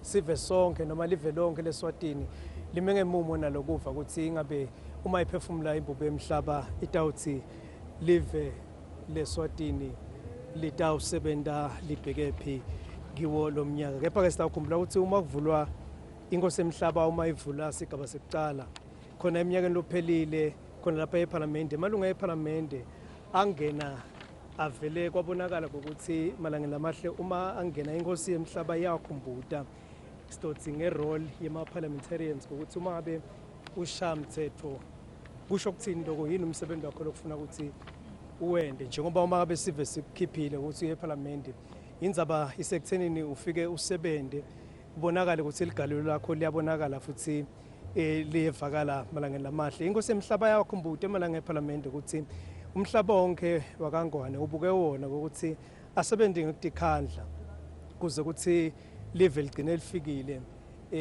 kuwo umgomo welive wa Vision 2022 nokuthi inkosi emhlaba yakhuthaza amalunga eParliament ukuthi abe nemasu lahlolisisiwe ema-strategies nema-ideas langavele yaguqule nisaya deliver tibe ngemathuba lamakhulu ekuguqula simo semnotho ukuze ukuthi live liphile likhose liyembili. Inkosi emhlaba ema-challenges lewabala yabala indzaba yengatholakali kahle kwemisebenzi, unemployment, indzaba yokuthi kusafuna ukuthi live lakhe imisebenzi.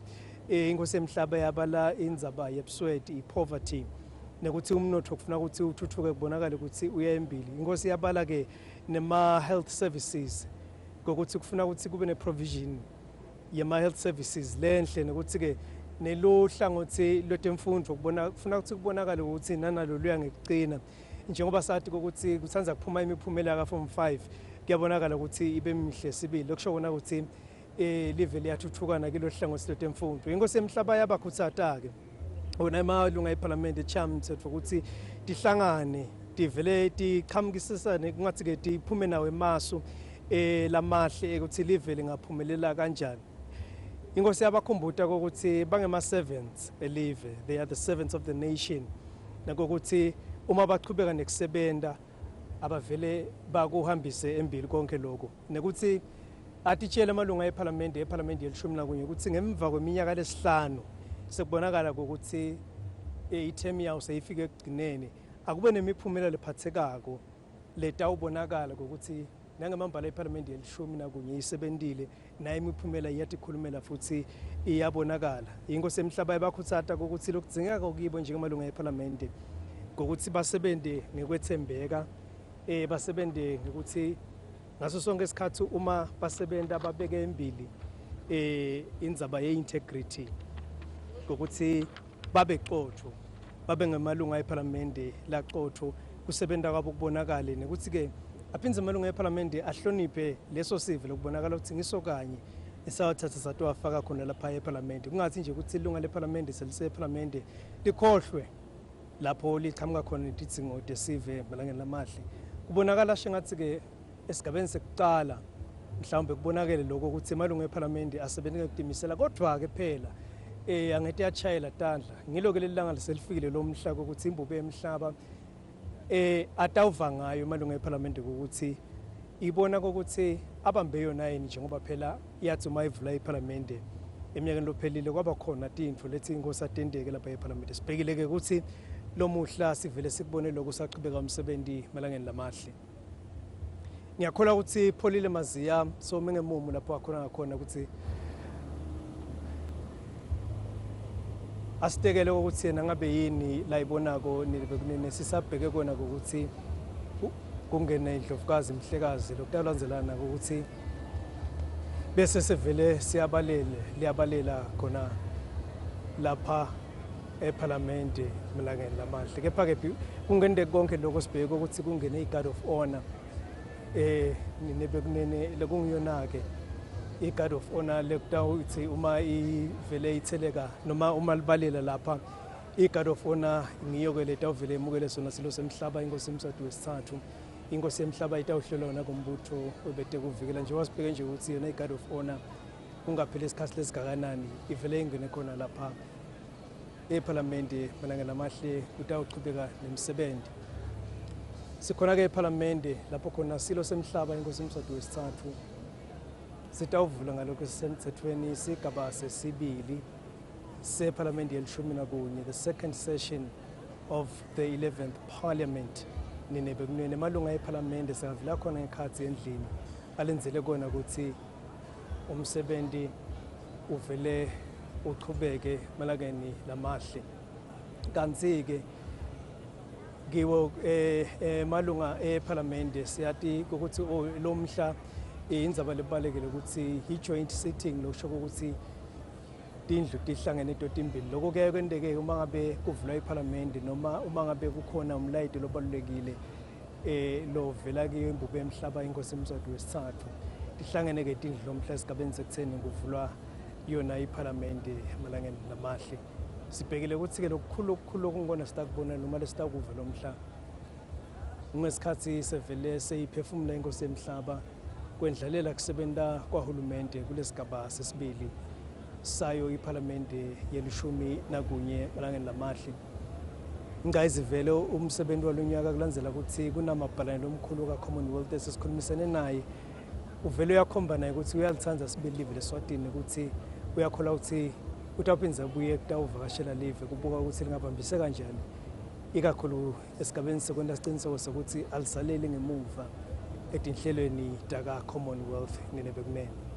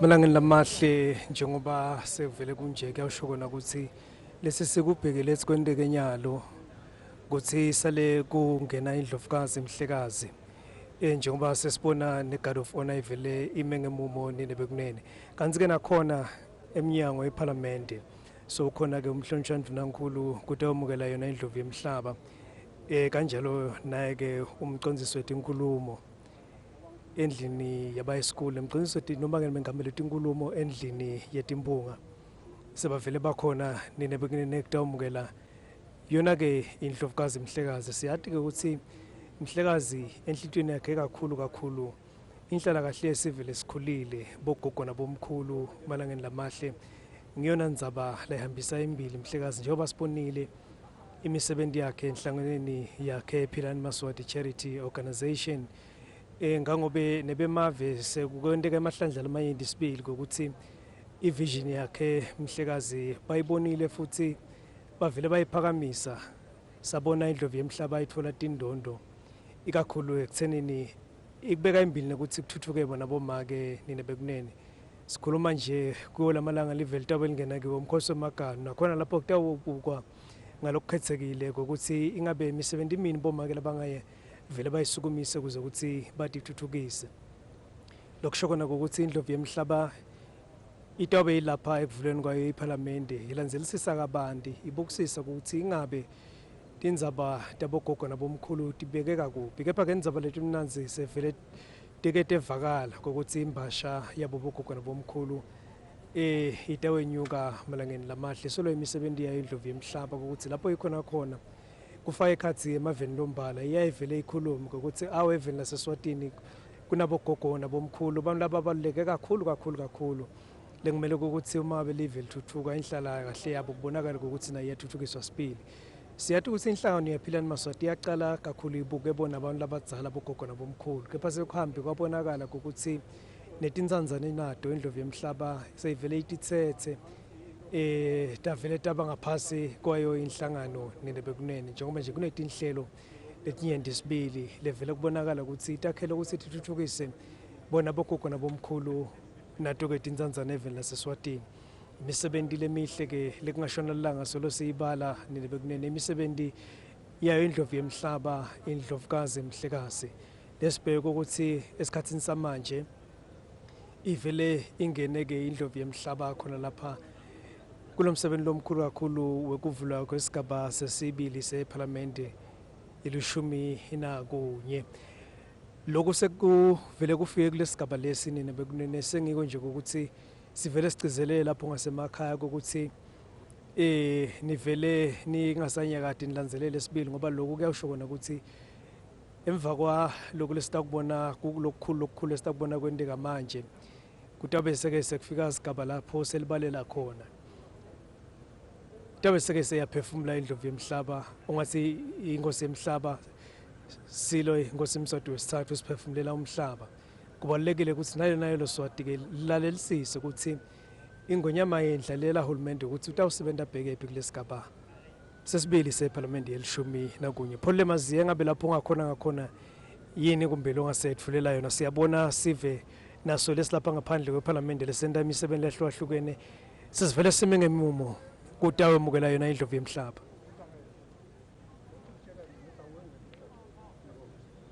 Nenebekwesenhle masihla mahle yebo selosikhona khona eParliament yelive leSwatini nenebakangwane. Kanti ke masihla mahle njengoba sikhona khona lana konke sekuvele kume ngemomo nayi neband seyivele imile njengoba ndibonela nebangwane ukuthi iband seyivele ime ngemomo engathi sekukhona lokungahle kwendeke noma ngabe kunini nenebakangwane. Kanti ke sesibhekele ukuthi emakhosi kuqala ngayo indlovu yemhlaba sekangatheleka noma benginini nebangwane. Emva kokutheleka kwawo emakhosi sibhele ukuthi tawube sesengenwa khona ekhathi endlini lapho khona kutaba khona kuvulwa ngemthandazo ukuthi umsebenzi namhla uvulwa emthandazo kanti sibhekele ukuthi bese sekuba nguye mengameli wendlu yetimpunga nebangwane lo tawube sewethu sokuyathula yona inkulumo yakhe. Kanti ke ngetulu kwakho konke ke sibhekile ke lokukhulu kakhulu ngikokubhodla kwalolibhobezi namhlalana nebangwane njengoba sibhele ukuthi libhobezi libhodla lapha namhlanje nikete yona idirective lenikete yona iParliament nebangwane. Lokhu ngingakuveta nje nebangwane ukuthi ngikonje kukhumbula ukuthi nasemnyakeni lophelile ingonyama yayivula yona iParliament sigaba sekuqala seParliament yelishumi nakunye. Ngina ngumhlekazi ke nebangwane sovele uthelekile lapha iParliament.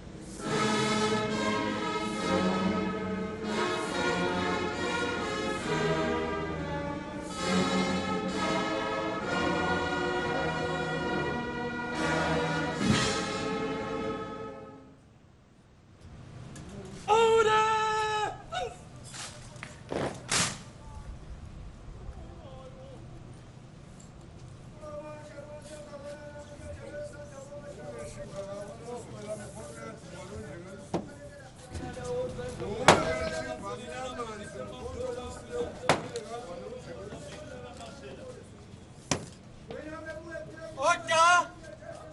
Ladies and gentlemen, Her Majesty introducts.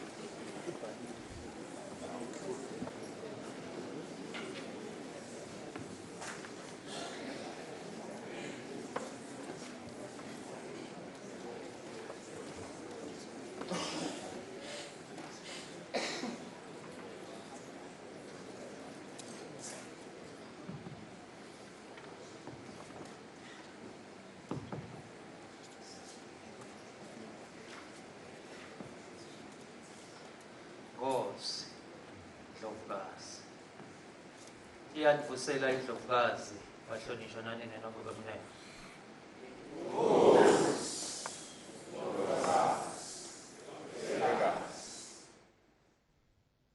Your Majesty the Indlovukazi, Your Royal Highness Emakhosikati, honorable members, senators, members of the diplomatic corps, all protocol observed.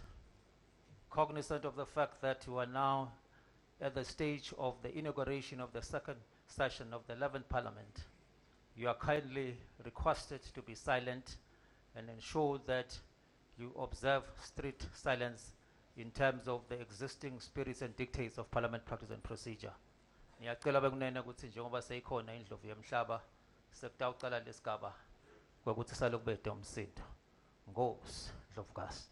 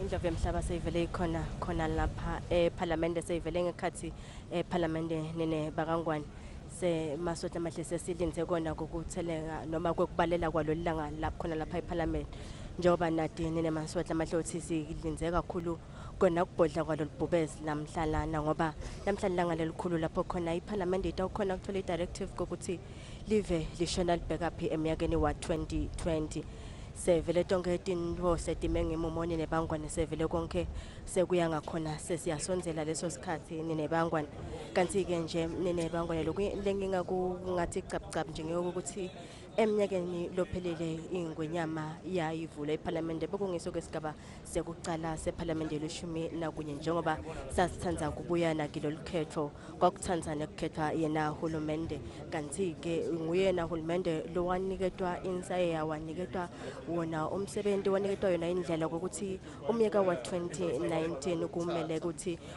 asebenze hulumende abheke phi nene bakangwane kanti ke nje lokunye lengathi nje ukukhumbula lokwabekwa ngiyo ingwenyama eminyakeni lophelile ngeindaba ye domestic resources mobilization ukuthi kumele ukuthi kwakheke i-environment lengcono ekwendeni ukuthi the business itawuba lula eveni la kangwane the business ngoba ngiletinye letibheka ukuthi tifake isandla ekuthuthukiseni wona umnotfo nebangwane kanti ke ingwenyama noma imbube iyakhuthatha kona ukuthi ukukhuthateka kokuqala eka kwemabhizinisi phansi ukuthi bosomabhizinisi labancane labakhulu nalabasemkhathini abakhuthateke bonke ikakhulu kati labo labancane nene bakangwane njengoba labo labancane nabo ngibona basathanda kucala ukungena ebhizinisini babhekile ukuthi bangasifaka isandla lesibanti nene bakangwane lokunye ke lengakuthi capcap nje lokunye lokwakhulunywa ngiyo imbube yemhlaba eminyakeni lophelile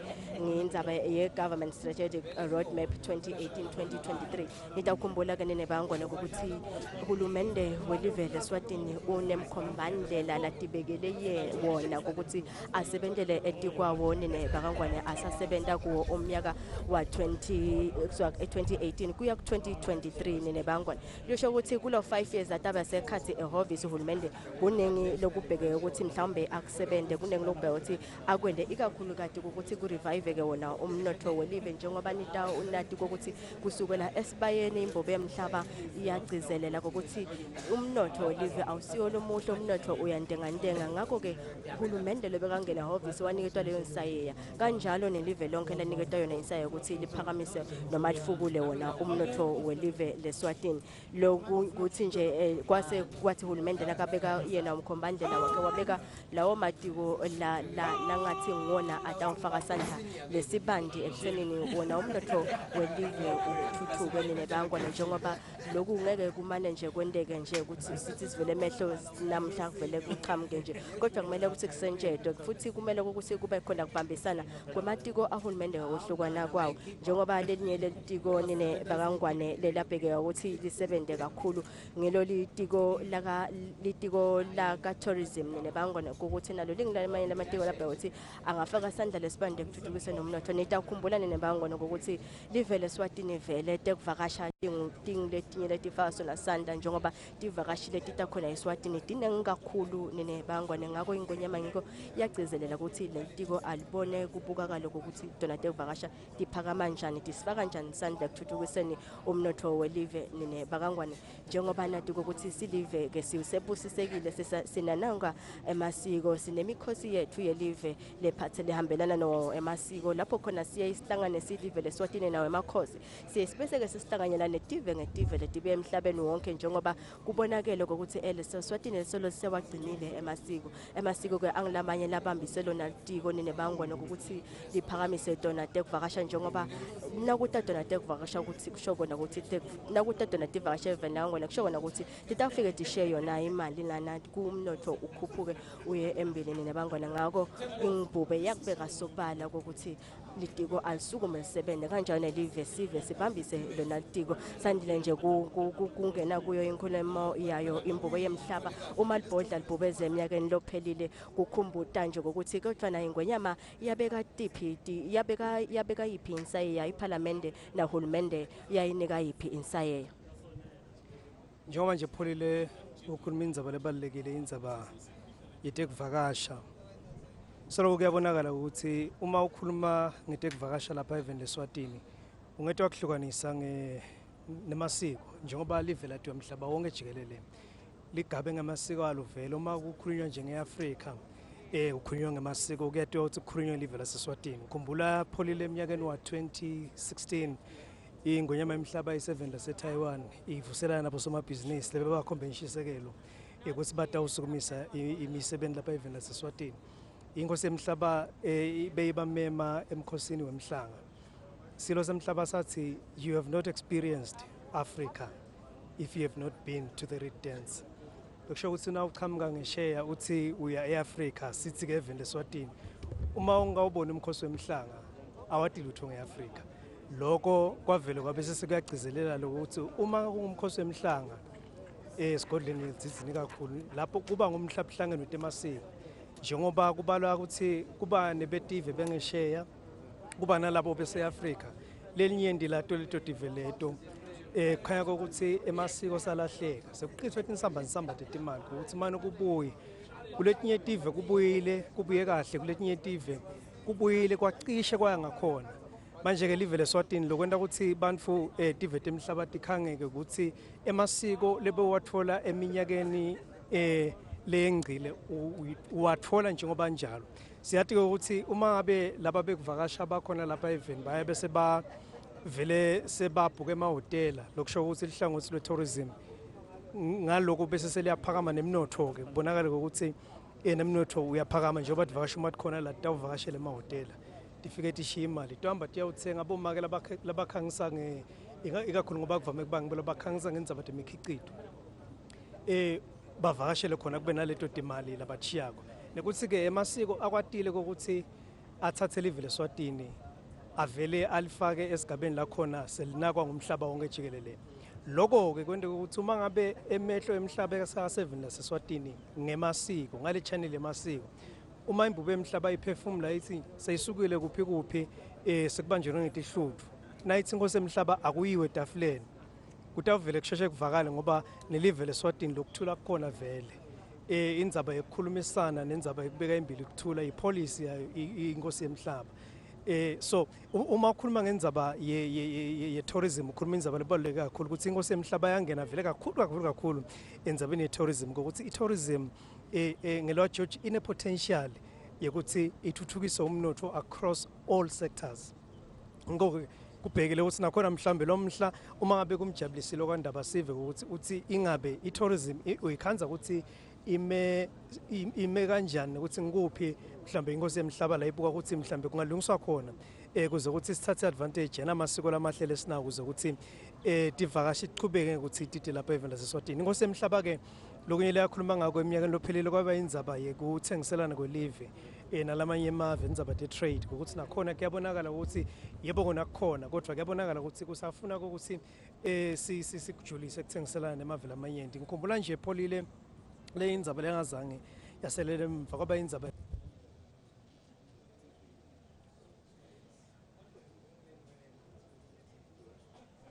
athunywe yinkosi ukuthi bayobamba leyo misebenzi kwafaka ekhathi bolusiba kufaka ekhathi inestaff lesisebenze embassy ukuthi alimakethe live amakethe mathuba live la khona ekuthenini lithengiselane namanye emave noma lemukele kusomabhizinisi ngokuthi batovula imisebenzi lapha event malangeni lamahle sisakhuluma nje selivele liyabalela khona lapha endlini taseParliament kalobamba silo semhlaba inkosi eMswati wesithathu sivele sanyathela khona lapha eParliament kutawusukumisa ngokusemthethweni isigaba sesibili seParliament ye-11 asesilanzelele kungena kwelilanga lebekunene.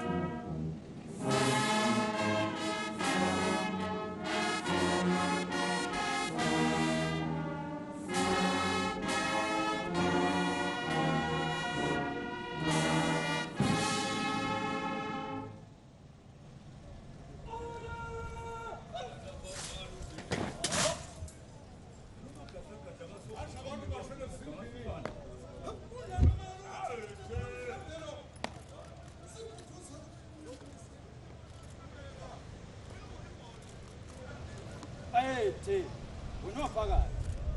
Sirosikhulu isithembe sakho sembutho evikela simenge mumo mbangazitha. Silungele hlolo longwenyana. Ethe.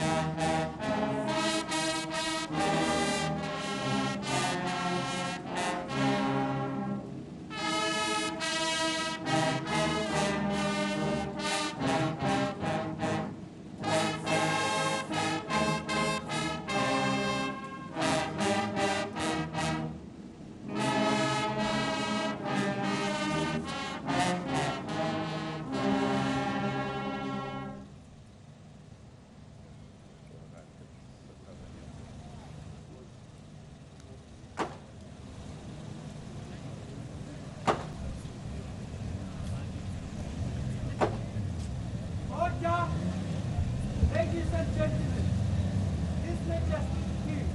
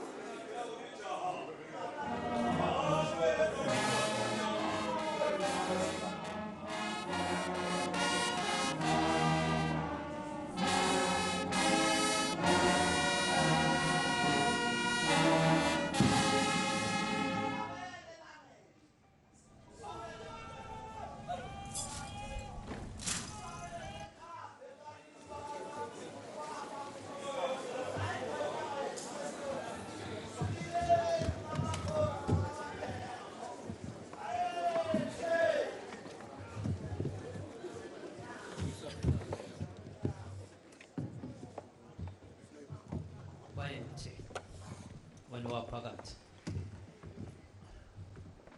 iyanivusela ingwenyama abahlonishwa nanini nonke bekunene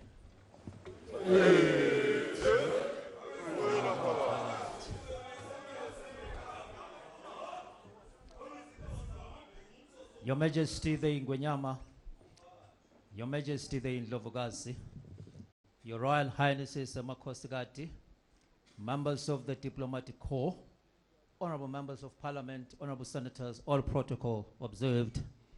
You are kindly requested to observe strict silence since now we're at the verge of the inauguration of the second session of the 11th Parliament by His Majesty the Ingwenyama. Bayithi wenu waphakathi. Niyacelwa ninebe kunene kwekuthi kubede umsindo njengoba kushito kulayetiwe ukuthi kubede tincingo. Bayithi wenu waphakathi. Nkosi Ndlovukazi.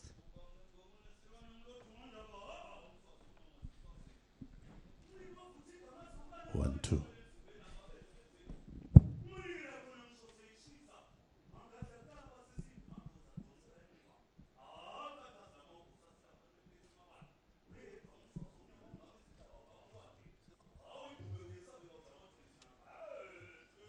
Bayithi enwaphakathi Nkosi Ndlovukazi Mhlekazi.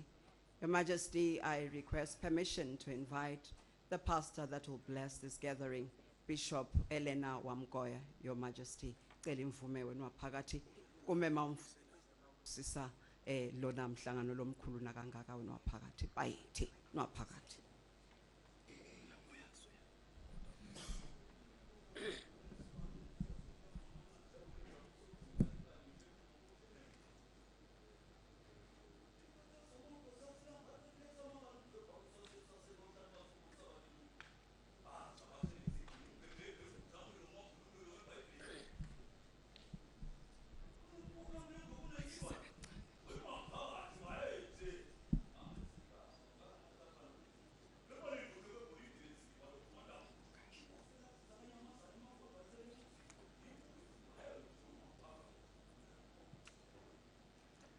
Bayethe wena waphakathi Nkosi Ndlovukazi Mhlekazi, and all protocol observed. I greet you all in the name of our Creator, Redeemer, and Sustainer. Before I pray, may I read from the book of Exodus 14, verses 15 to 16, where God, through Moses, is telling the children of Israel, go forward. The Lord said to Moses, why are you crying out for help? Tell the people to move forward. Lift up your walking stick and hold it out over the sea. The water will divide, and the Israelites will be able to walk through the sea on dry ground. This passage is part of the journey of the children of Israel out of Egypt, the land of slavery, to Canaan, the promised land, and the land of freedom. However, their journey was not an easy one. It had challenges. They found themselves between mountains on both sides. There was the sea in front of them, and they had no way of escape. Yeah, Moses, why did you take us out of Egypt to come and kill us in this wilderness? This story resonates with us, Eswatini. Accordingly, His Majesty the King and Ingwenyama Eswatini had the vision to achieve first world status by 2022. Aimed at improving the quality of life of the people through access to quality services, wealth creation, and employment opportunities, amongst others. This vision, if it came true, Eswatini would be free from poverty and everything else. A real Canaan experience for Eswatini. As the journey was not easy for the Israelites, it has not been easy for this nation. We have challenge of HIV and AIDS, climate change with all its adverse effects, global financial crisis, corruption is a cancer that is ravaging the nation, and the inactive role of the people is a challenge indeed. But God said, why are you crying to me, Moses? tell the children of Israel to go forward towards the sea, face your enemy, lift up your stick over the sea, and the water will divide, and my people will walk on dry ground. Maswati lamahle, hold up your sticks, use your God-given talents and resources to take this country forward. You have peace, and above all, you have God. Fear not, be people of integrity, because integrity is the key to the nation reaching the first world status. Do not look back to Egypt. Refuse to be slaves of past experiences. Allow God to lead you as you go forward to achieve His Majesty's and this nation's vision, dream of first world status in 2022. Let us pray. Almighty God, our Father, inspire the people of this land with justice, truth, and love, so that in all our dealings with one another, we may show that together we are one in you. Grant that through your love, we may be transformed as to make us reach out to the despairing and desperate and work for justice, reconciliation, and peace among all things. Heavenly Father, protect and defend all who suffer poverty and deprivation from being without work. Guide the people of this land so as to use its wealth and resources that all may find employment. God, our Creator, help our lawmakers and all in positions of authority, that as they deliberate on the future of this country, they may discern your will for the people. Guide and direct this second section of the 11th Parliament. We continue to commend their majesties into your hands. Give them the wisdom and guidance they need to lead this nation. May they, as Moses did, seek your will in all they do. God bless Eswatini, guard her children, guide her leaders, and give her peace for Jesus Christ's sake. Amen. Bayethe wena waphakathi, Nkosi, Ndlovukazi, Mhlekazi.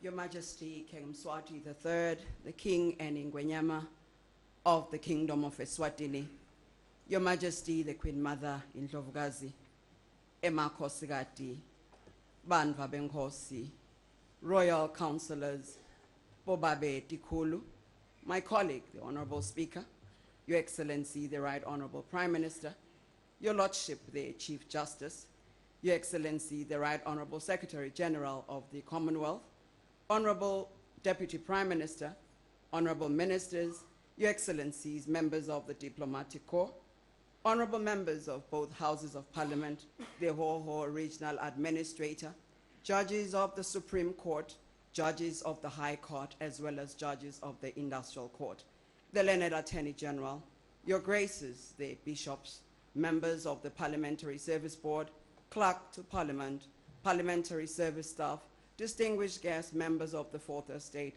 ladies and gentlemen. Your Majesty, it is a great honor and privilege to extend on my own behalf and that of my colleague, the Honorable Petrus Mavimbela, Speaker of the House of Assembly, and all parliamentarians, a very warm welcome to His Majesty, the King, to the second session of the 11th Parliament, Bayethe Enwaphakathi. It is an equal honor and privilege to extend a warm and unreserved welcome to Her Majesty, beloved Mother of the nation, Nkosi Ndlovukazi Mhlekazi. Your Majesty, we are gathered here following the successful completion of imikhosi yelive and the National Prayer Service. These have become a very important precursor to the commencement of a new session of Parliament and their success always gives us hope and confidence that the year ahead of us will be a fruitful one with God's protection and provision regarding the achievements of the unified aspirations of Eswatini. Further hope is inspired by the fact that we are gathered here at the start of a new year, 2020, which also marks the onset of a very promising and much anticipated decade.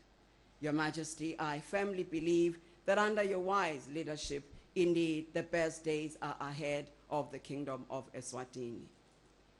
Wenyamandwana, the preceding session of Parliament, being the first one of the 11th Parliament, was indeed a productive one by all measures. We were able to conduct a series of capacity development workshops for parliamentarians and the parliamentary service staff. I am pleased to inform you, Hlangalweze, that Parliament was able to sign a memorandum of agreement with the University of Eswatini. The overarching objective of this agreement is to ensure that there is continuous and systemic capacity development of parliamentarians and parliamentary service staff. Further to that signing of this agreement, we were also privileged to have fostered a healthy relationship with the Commonwealth Secretariat. This relationship is again geared towards capacity development, but at a global level. This indeed will ensure that our performance as parliamentarians in our institution is recognized globally as one of the best in meeting the needs and requirements of the citizens.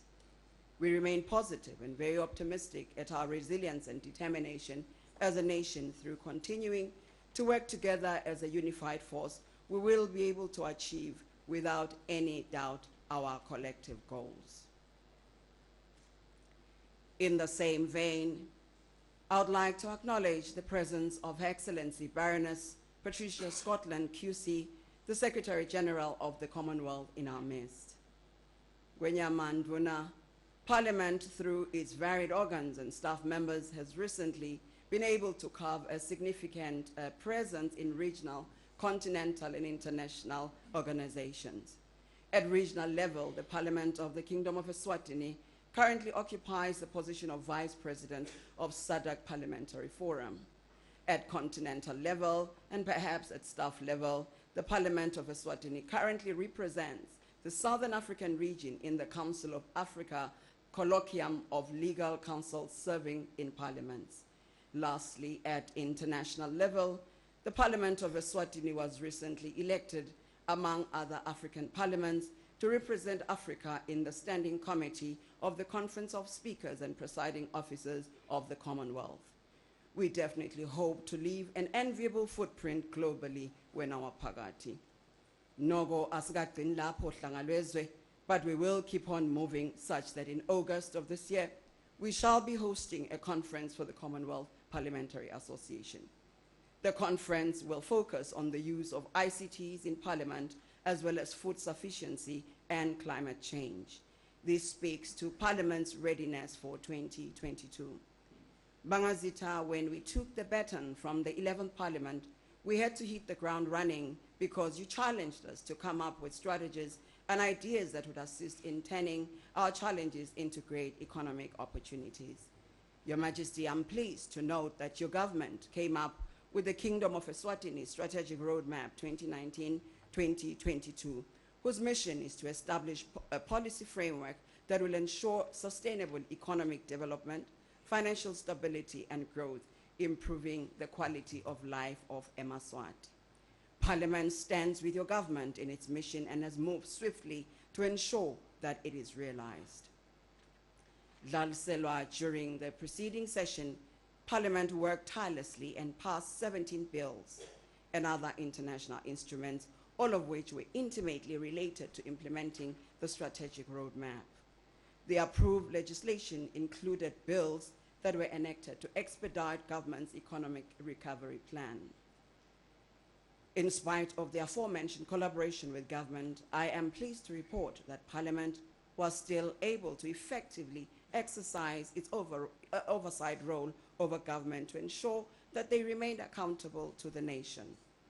Indeed, it is your vision, Your Majesty, that the Kingdom of Eswatini continues to prosper in an environment of peace and stability. Such prosperity will be attained under the stabilizing influence of our monarchical democracy, whose core values include constructive engagement within a culture of respect and tolerance. Your Majesty, you have always highlighted the importance of sustaining the culture of respect, which is the trademark of Eswatini. Respect is an important pillar of character that will ensure that we preserve our peace for future generations. Therefore, I'm inspired to echo your words, Mbangazitha, that inhlonipho sisekelo selive le eMaswati atiwa ngayo. Once that peace is lost, it is impossible to recover it. Asingayilahli ke inhlonipho Maswati lamahle.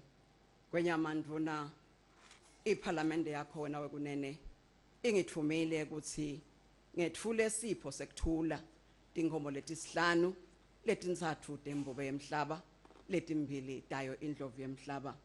Lwandle olukhulu, it is now my singular honor and privilege to invite His Majesty to address this joint sitting of Parliament and the nation to inaugurate the second session of the 11th Parliament. Ngekuthi thoba lokukhulu wena waphakathi itawucela imbuve yemhlaba uthi iphefumlele liParliamente, iphefumlele live, iphefumlele umhlaba kuvula lesicepho sesibili seParliamente yelishumi nakunye. Bayithe benwaphakathi benongangesindaba.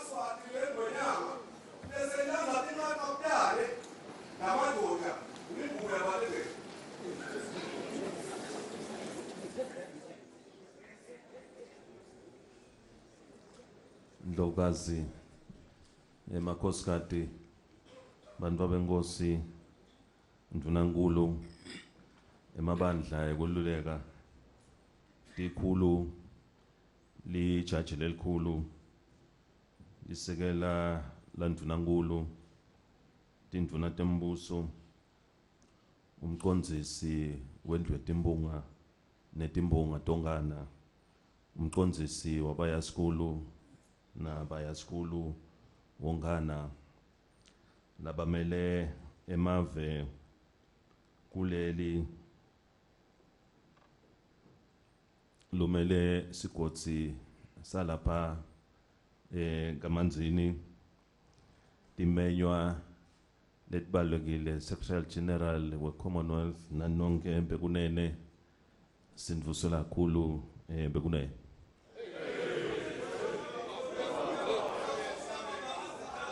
Your Majesty, the Indlovukazi, Emakhosikati, Your Royal Highnesses, Prime Minister, Councillors, Chiefs, the Chief Justice, the Deputy Prime Minister, Cabinet Ministers, Presidents and members of Senate, the Speaker and members of the House of Assembly, the Regional Administrator, the Secretary-General of Commonwealth, distinguished guests, ladies and gentlemen, I greet you all here in Parliament. Let me begin by expressing our profound pleasure in being here to bless the official commencement of the second session of the 11th Parliament of the Kingdom of Eswatini.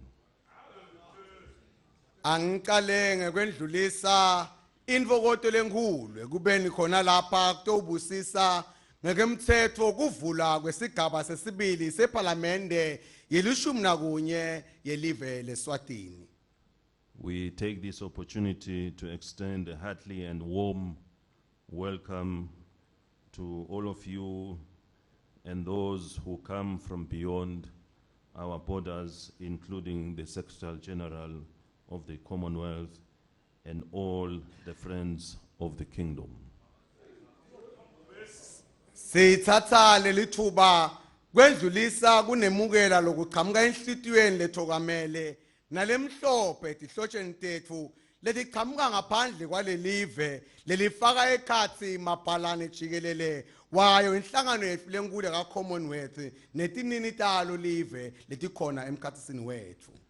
We are cognizant of the fact that many Emaswati have traveled from different parts of the country to participate in today's event. Having you in our midst underscores the great significance of this occasion. Bekunene sikonza kahle kuthi kunemaswati lamanyendi laqhamuka etingalweni letehlukene talelive kutohlanganyela kulombuthano wanamuhla. Kuba nani emkhathisini wethu bekunene kuletha sithuni nebumgcoka lobukhulu kulomsebenzi. We thank the Almighty God and our ancestors for protecting and guiding us as we enter the new year 2020, the start of a new decade and era which signifies new beginnings. Bekunene sibonga uNkulunkulu nemadloti ngekusivikela nekusihola sisangena eminyakeni lomusha wa 2020. Ngumnyaka wekuqala kulesigungu seminyaka lelishumi letako lokuyingomba yekuqala kabusha. It's time to use your gifts and talents to accomplish your goals. Lesi sikhathi sekuthi nisebenzise tipho nemathalenta enu kuthi niphumelele kuloku lelikufisako. We therefore anticipate a renewal in all things as we remain united in the common purpose to pursue our economic and social development agenda as Emaswati. Ngakho-ke sibheke kwenteka kabusha kwato tonke tintfo sibe sibambene ngamoya munye ekufezeni kusimama kwemnotho nencubekela phambili kanye nenhlalakahle yethu singemaswati. This unity has prevailed during numerous activities, including our traditional ceremonies and church services. We witnessed an impressive procession from the beginning to the main Ingwala, where a huge turnout of different regiments marked the success of this event. Kuba munye kwethu kubonakele ngesikhathi semikhosi leyahlukahlukene lefaka ekhathi imikhosi yelive netinkonzo. Sibone incubekela phambili lejabulisako kusuka ekuqaleni kwencwala lencane kuze kuyofika kugidweni kwayo incwala lenkulu. Lapho sibone khona umgqumo lomkhulu wemabutho ngekwehlukana kwawo lokube inkomba yempumelelo yalomkhosi. What gives us hope and confidence in the future is the high number of all members of society attending la masiko nemikhosi yemaswati.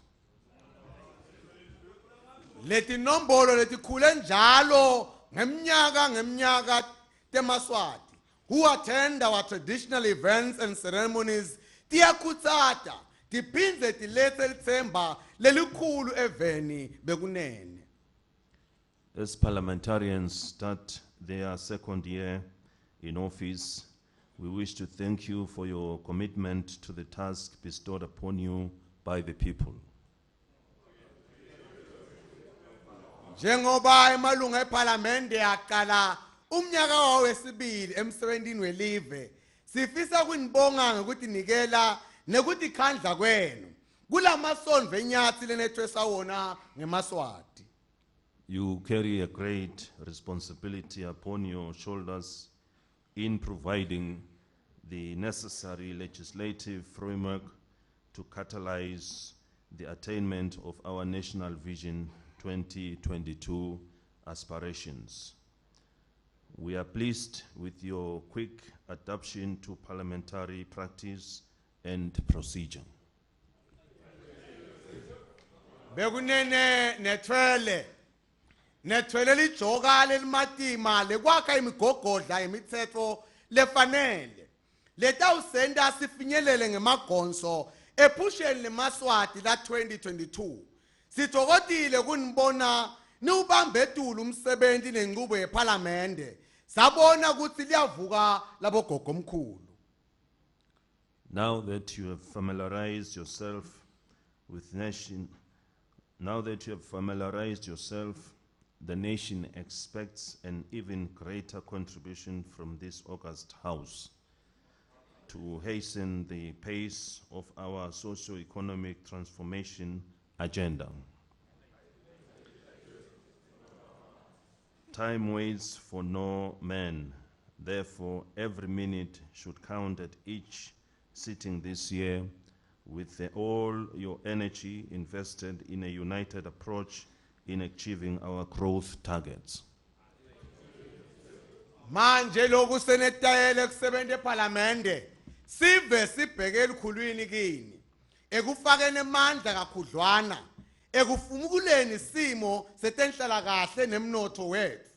Bekunene sikhathi asisiso sethu ngako ke bambisanisani niwasebenzise kahle mathuba enu ekuhlangana kulomnyaka.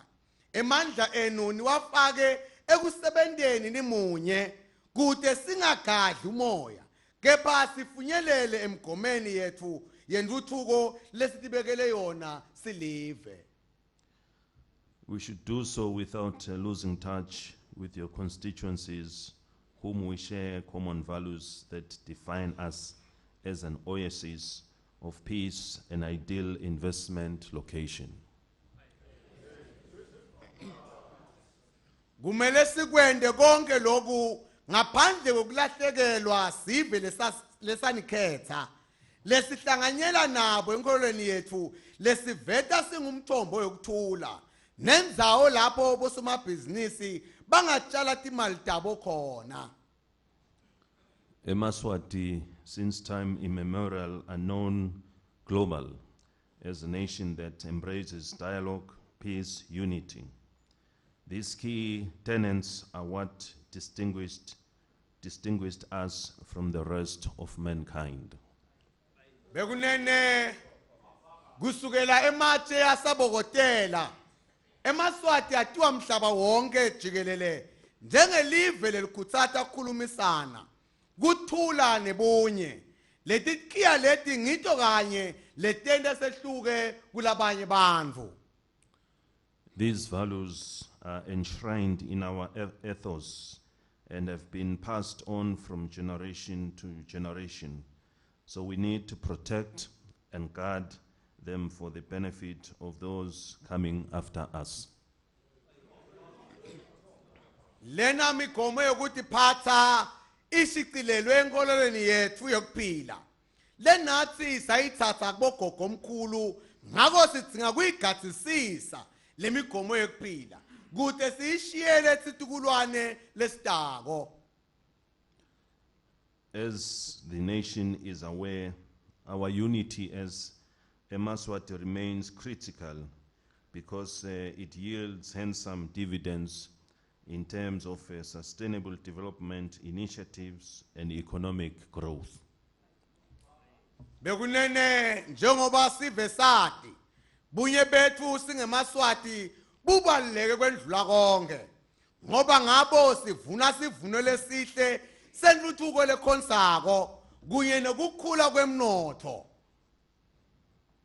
The founders of this kingdom had an amicable way of addressing national differences through our traditional forums, which allow all citizens, irrespective of age, religion, or gender, to voice their ideas on how best we can take this country forward. Emakhosi asenvulo abenendlela yawo nje kwenta tintfo uma abalungisa kwehlukana kwemibono kwesive ngekusebenzisa tindlela tesintfu letatenta onke emaswati ato tonke tigaba inkolo noma bulili kuthi babeke imivo yabo ekutheni lelive lingachubekela kanjani embili.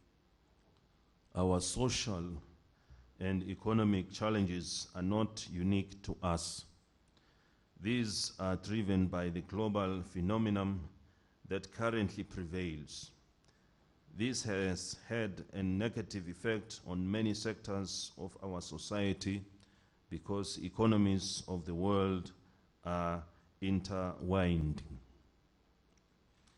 Inhlalakahle yethu netingqinamba kutemnotho akukabhekani nathi silive sodwana abekunene. Lokhu kuqhutshwa inkinga lekhungethe umhlaba wonke. Lokhu kunemthelela omubi kuyo yonke imikhakha yemango wethu ngoba iminotho yemave iyathelelana. Emaswati have always respected those entrusted with leadership positions in all the spheres of our nation. This begins from family level, community, chiefdom up to national leadership. Maswati asibeke embili inhlonipho nekuthula even.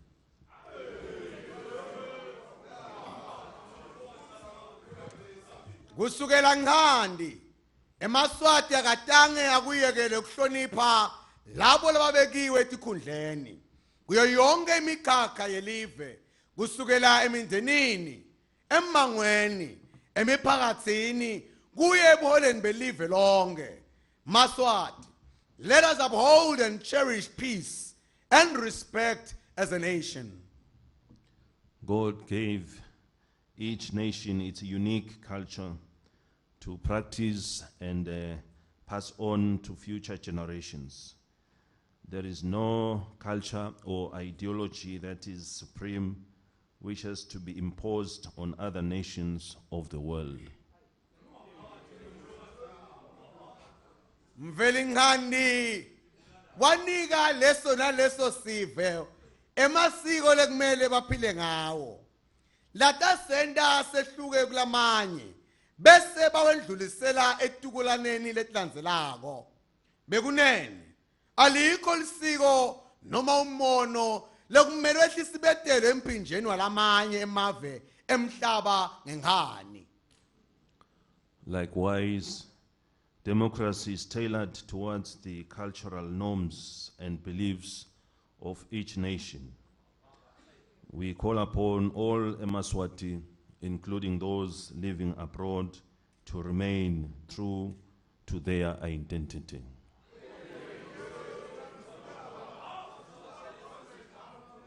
Ngalokunjalo bekunene inthandvo yelinyenti lengiyo yakhelwe emasikweni nemihambe kunye nenkolo yaleso sive. Sikhumbuta onke emaswati kunye nalawo langaphandle kwalelive ukuthi angalokothi akhohlwe imvelaphi yabo.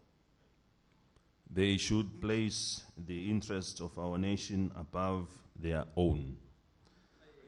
We should cherish our unity and family relationship that has existed since our predecessors founded this great nation so many years ago.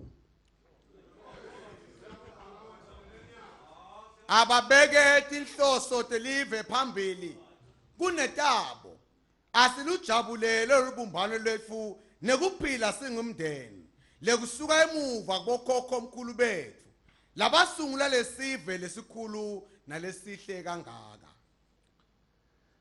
This year brings into focus the reality that we are not too far from the year 2022, a year we have set ourselves to attain first world status. Bekunene lomnyaka lona usibuko lesingiso lesenda ukuthi sibone ukuthi asikho kashane kumnyaka wa 2022.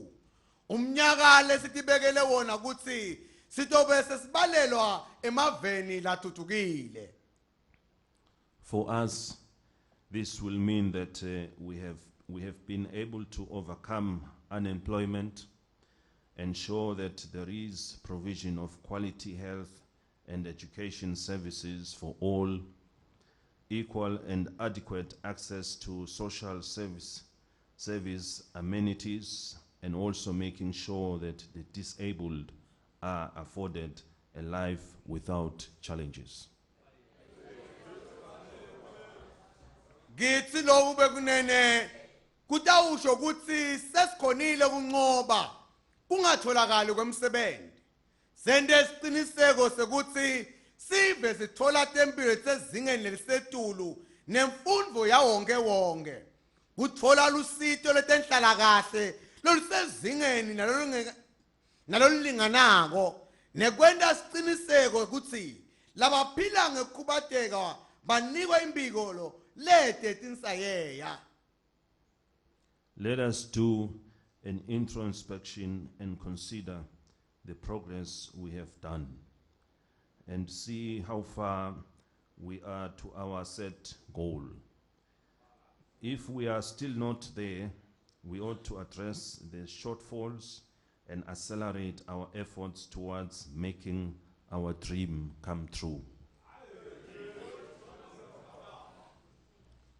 Bekunene asesithathe isikhathi sitihlole kubuka intuthuko lesesiyendile sitibute ukuthi sesisonzele kanganani emigomeni lesitibekele yona silive. Uma ngabe sisekhasane kutawubita ukuthi sikhulumise lokho lokusigilako siphindze sifake amandla laphinziwe ekwenteni liphupho lethu ukuthi lifezeke bekunene. In the medium term, overall growth is projected to be 2.6%, which shows a significant growth from last year's projection.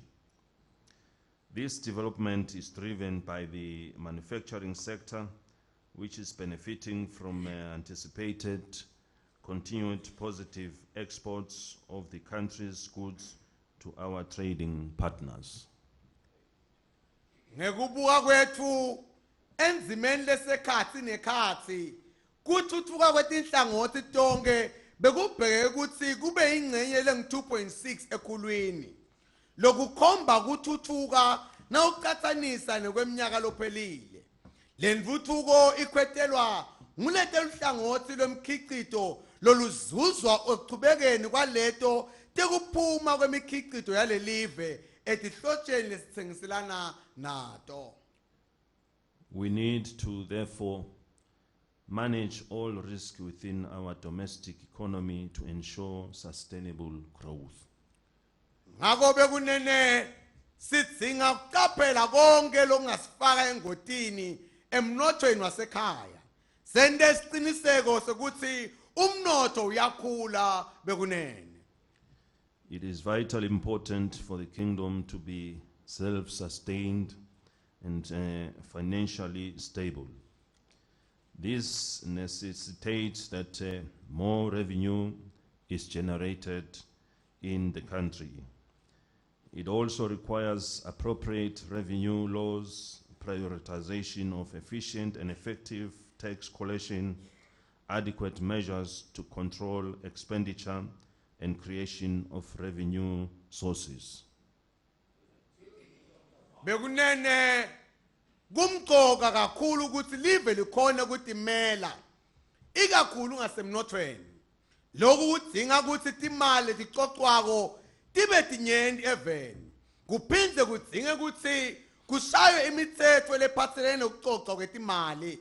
Kubekwa embili kukhona nekwati ukucoca kwetimali letingenako ebhodweni lahulumende. Timiso letiqinile tekwengamela nokuqinisekisa ukuthi timali tisebenziseka ngendlela nekuvula tindlela tekwakha imali. We do acknowledge the growth of SACCO receipts and hope the momentum will continue.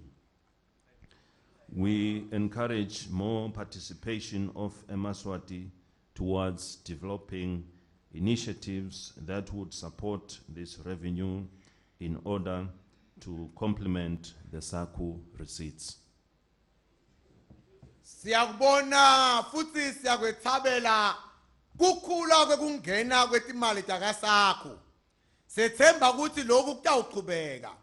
Sikhuthaza eMaswati ukuthi aqhubeke nokuthi imbandzakanya ekukhuliseni emathuba latawusekela lokucoca kwaletimali kuze kusite ekukhuliseni lesikhwama sakasakho.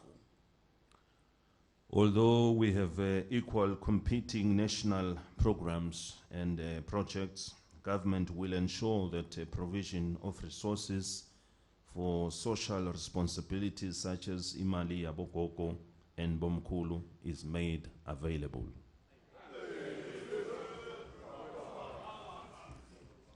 Nakuba sinetinhlelo leticutselene telive kanye nemisebenzi lemikhulu.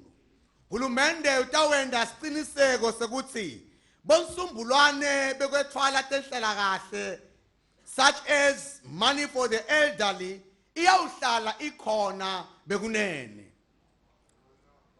This will include our commitment to support the orphaned and vulnerable, those needing special medical attention, and also taking care of our citizens in need remains our top priority as eMaswati. We shall not abandon them in our development agenda. Loku kutawufaka ekhathi kutinikela ekusekeleni tinzanzane nebantwana bendlunghulu. Labo labadzinga kucwaninga kwelicophelelo lesetulu kutempilo nekuthi sinakekele labo bethu labadzingile. Lokungona kufanele sikubeke embili njengemihambo yethu. Akukameli kokuthi sibashiyele ngemuva entuthukweni yethu silive. One of the key mandates of government entails ensuring food security amid challenges posed by climate change, transboundary crop pests, and animal diseases. We are grateful for the good rains which have been received throughout the country. Bekunene lokungwona mgomo lomkhulu wahulumende kuqinisekisa ukuthi kudla kuyatholakala noma tinsayeya letiveta kukucuka kwesimo selitulu netilokatana letihlupha tilimo letiqhamuka kumakhelwane netifo tetilwane. Noko siyathokoza ngetimvula letinhle lesitholile kulo lonke lelive lakithi. Let us capitalize on these blessings to plow the fields towards food self-sufficiency. We need to upscale our farming efficiencies to reach a standard that not only creates enough food for each household, but produces a surplus for export outside our borders.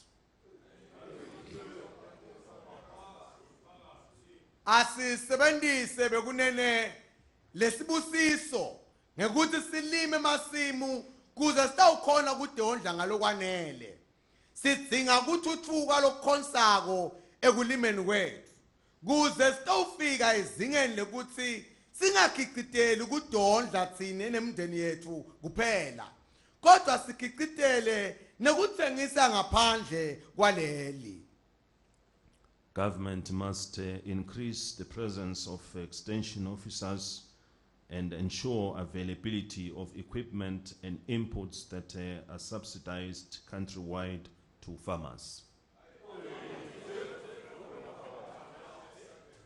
Hulumende akanzise bukhona bebalimisi aphindze ende isiqinisekiso sokuthi emathulusi ekusebenta nekwekulima lokungembi eqolo kukhona velonke kubalimi. Government will also address the need for value addition facilities that would enhance and promote the penetration of agricultural products in both local and international markets. Bekunene hulumende utawuphindze abukete kutsi angenda njani kuze kuthuthukise imikhiqizo yetekulima itozuza etimakethe tasekhaya nangaphandle kwaleli. This is expected to result in both export-oriented and import substitution industrialization. Lokhu kubheke ukuthi kulethe imiphumela kulokukhiqitelwe kuthengiswa ngephandle naloko lokumele kukhiqitwe lakhaya kuvale nako lesiphele kukuthenga ngaphandle ebetikhwepha tiphelele. Opportunities for the expansion of markets will be derived from increased local production of targeted products such as dairy, fruits and vegetables. Emathuba ekukhula kwetimakethe atawutholakala ekukhuleni kwemikhiqito yangekhathi eveni. Yaleyo mikhiqito lebukiwe lefaka ikhathi lokwakhiwe ngelubisi, tithelo netibhidvo bekunene. Improving and adherence to quality standards is of paramount importance in sustaining the markets. Farmers will be pleased to know that government has embarked on the construction of a dairy processing plant to be completed before the end of this year.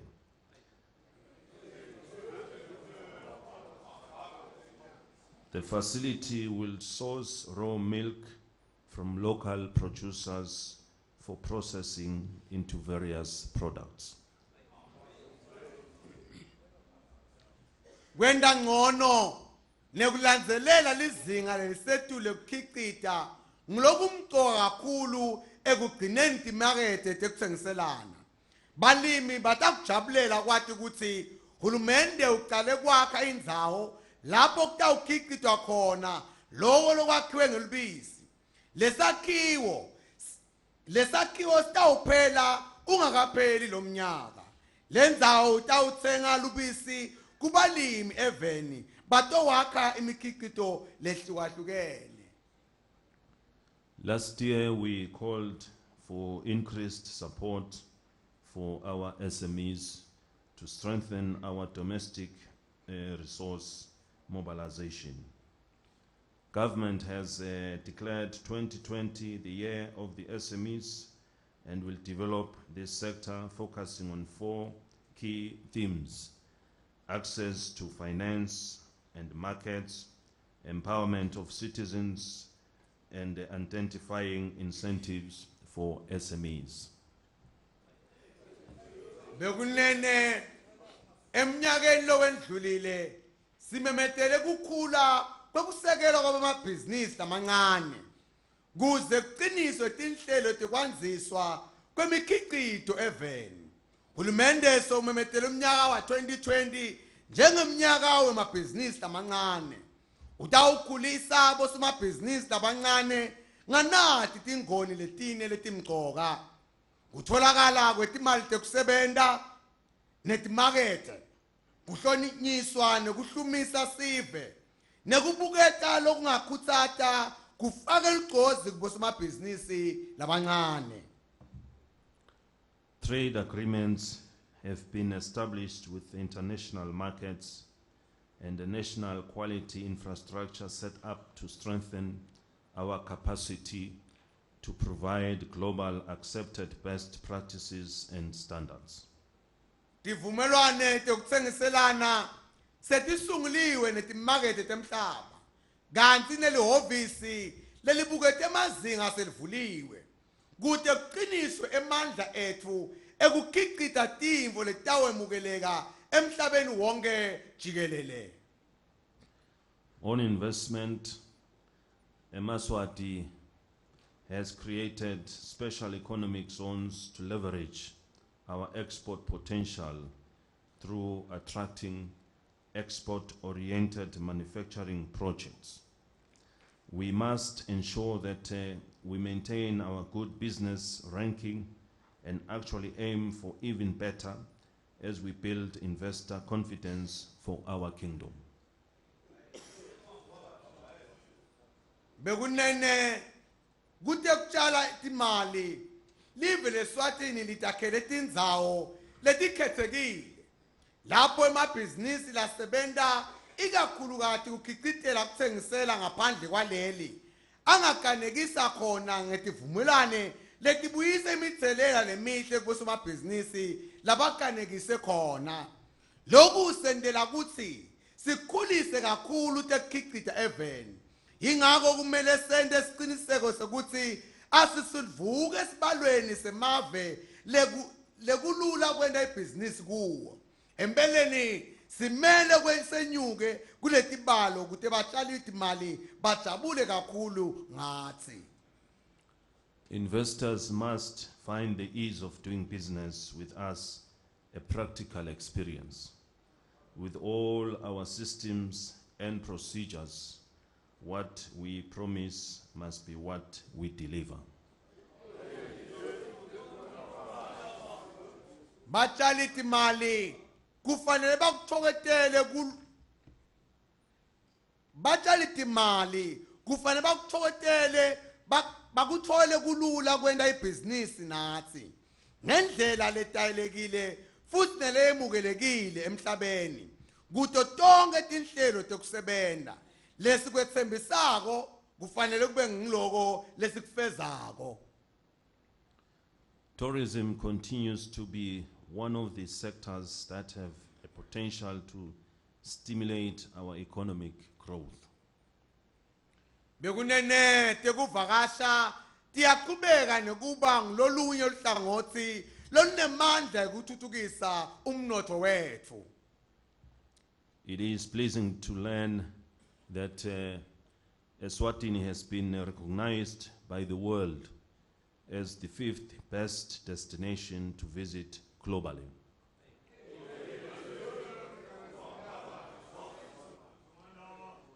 This accolade is warmly welcomed and will no doubt draw more international visitors into our kingdom. Uyayithokomalisa inhlitiyo kwathi ukuthi leSwatini libonakele emhlabeni njengendzawo yesihlanu lengcono kuyivakashela emhlabeni wonke jikelele. Akungabateki ukuthi kutawudonsa tivakashi temave emhlaba letinengi kulelive. We need to tap into this potential and provide the requisite infrastructure to improve our tourism offering. We have embarked on infrastructure developments to respond to this need, which will in turn contribute positively to employment opportunities. Bekunene asingeneni umkhono esiphanga kuleli khono leseligqamisiwe bese silungisa tinhlangothi letifanele kude sende ngcono lesingakunika tivakashi tethu. Sesivele siqalile kwakha takhiwo letifanele nemigwaqo kude sikhwabithe kuletivakashi ngoba kutawuba nemithelela lomuhle ekudaleni amathuba emsebenzi eveni. Bekunene, let us keep our country clean. Cleanliness attracts tourists and investors alike. Maswati asende isiqiniseko sekugcina live lethu lihlobile kuhloba ngiko lokukhanga tivakashi nebatshali timali. The fourth industrial revolution is coming with new innovative ways in the global ICT arena, and we cannot afford to be left behind.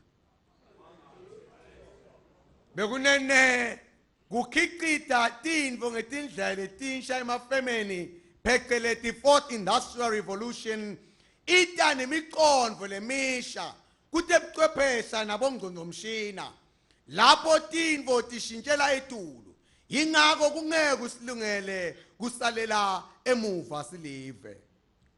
The country should strive to derive the full benefits of ICT to create an informed society through availability of reliable, affordable, and high-quality technologies that embrace the innovative and creativity revolution. Live kufanele lisebentele kuzuza kutebuchwephesha ngekwenta siciniseko kwekutsi sive siyafundziseka ngayo futhi sitfole imishina lengiyo leshiphile nalesebenta ngemazinga lasetulu levumela tinguquko ikhone kwenta lokusha ngaso sonke isikhathi nakufika tinguquko. Government will continue the completion of providing free Wi-Fi hotspots in strategic public places including schools, Tingunda centers and points of entry into the kingdom, to mention but a few.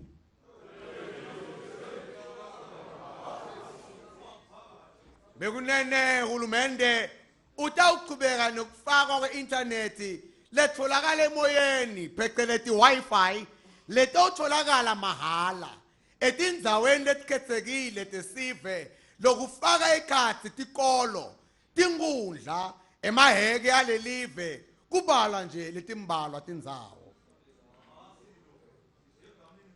To achieve this, government needs to develop appropriate infrastructure that will put our nation at par with the rest of the world.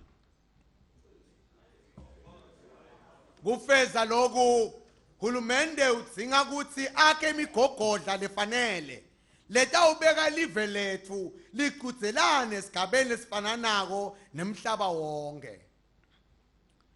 Government will strengthen efforts to find potential investors that are keen to utilize our innovation park at Potweni.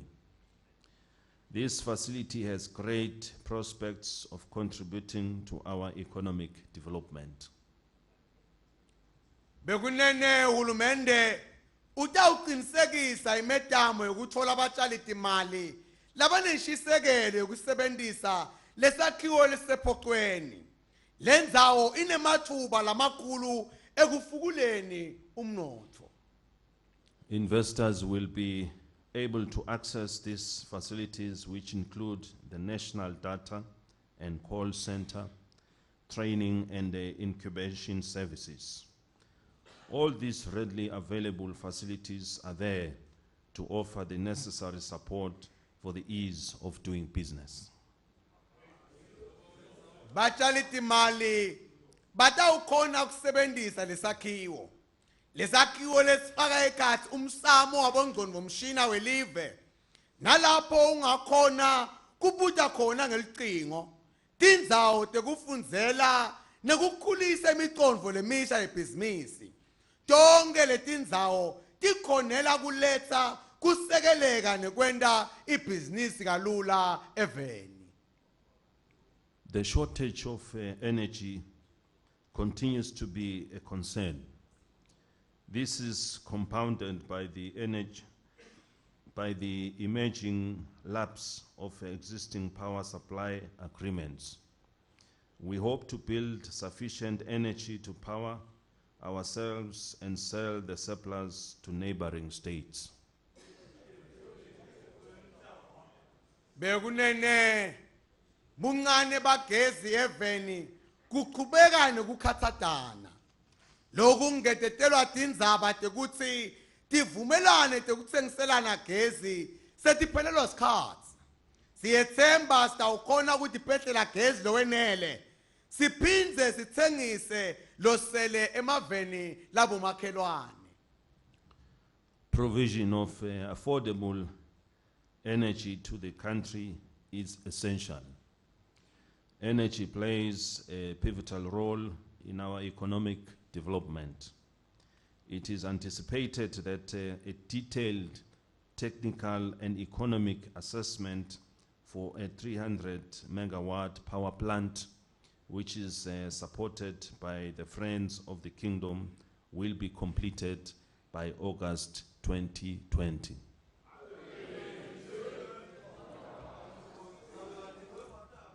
Kutholakala kwagezi loshipile eveni kumgcoka.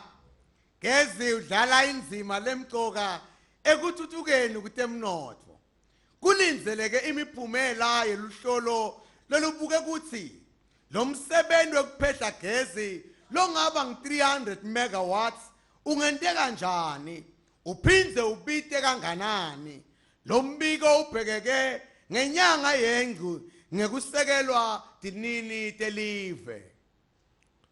The nation welcomes the noble innovative solutions such as mini-grids, which have been prioritized in an effort to ensure that areas which are not accessible by the grid are also electrified. Sive siyatijabulela tindzaba tetinsombululo Sive siyatijabulela tindzaba tetinsombululo letitane basemagesini tekuletsa gezi ngetigujana letincane letenta kutsi tindzawo lebetingakhoni ukuthola gezi itolo tikhone kukhanyiseleka. We are pleased that government is committed to ensuring that funds are secured in this financial year for the development of the strategic fuel depot at Puzamoya. Siyathokoza ukuthi hulumende utinikele ekwendeni isiqiniseko sokuthi timali tiyatholakala lonyaka kutowakhiwa ingungu yokugcina bophethulome ePhuzumoya. The nation is looking forward to the completion of the 10 megawatt solar power plant by the end of this year. Sive bekunene sibheke kuphela kwemsebenzi omkhulu okuphehlwa kwagezwe lilanga long 10 megawatts ekupheleni kwalomnyaka. There is no doubt that these efforts in the energy sector will make us self-sufficient and significantly contribute to increased industrialization, job creation, and socio-economic development to improve the quality of life of eMaswati. Asingabati nakungabata kutsi lemitamo kulohlangothi lwetemandla agezi litawusenda sikhicitele ngalokwenetisako. Siphindze sibe neligalelo leliphatsekako ekukhuliseni temikhicito, kusungulwa kwemisebenzi nekuthuthukisa tenhlalakahle netemnotho kute kwendiwe ngcono lizinga lempilo yeMaswati. This financial year, eMaswati in the Shiselweni region will witness the commencement of the Nhlangano Matsanjeni water and sanitation projects, which will benefit over 38,000 people.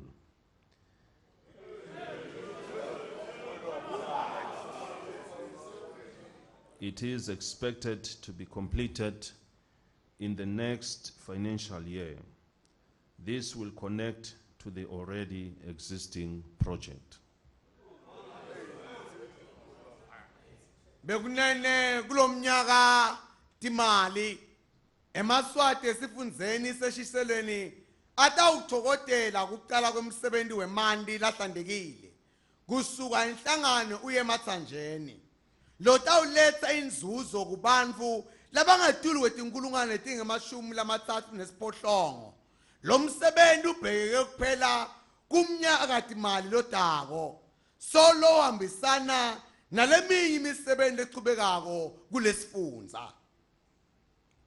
Another project that will be implemented in the coming year is the Manzini Integrated Water Supply and Sanitation Project. It will ensure access to safe drinking water to over 76,000 residents in the urban and rural areas of the Manzini region.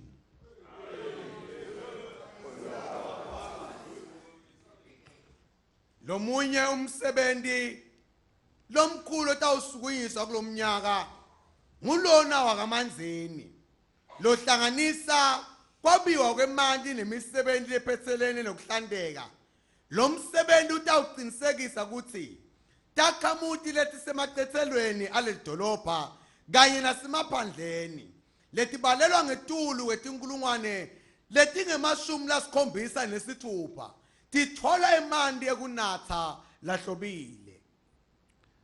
At completion, the national water coverage will increase by 3% to place our national water coverage at 84% by the year 2024. Ekupheleni kwalomsebenzi kwabiwa kwemanti eveni kutawukhula ngalokuthathu ekhulwini. Lokutawubeka kwabiwa kwemanti eveni emashumini lasiphohlongo nakune ekhulwini ngemnyaka wa 2024.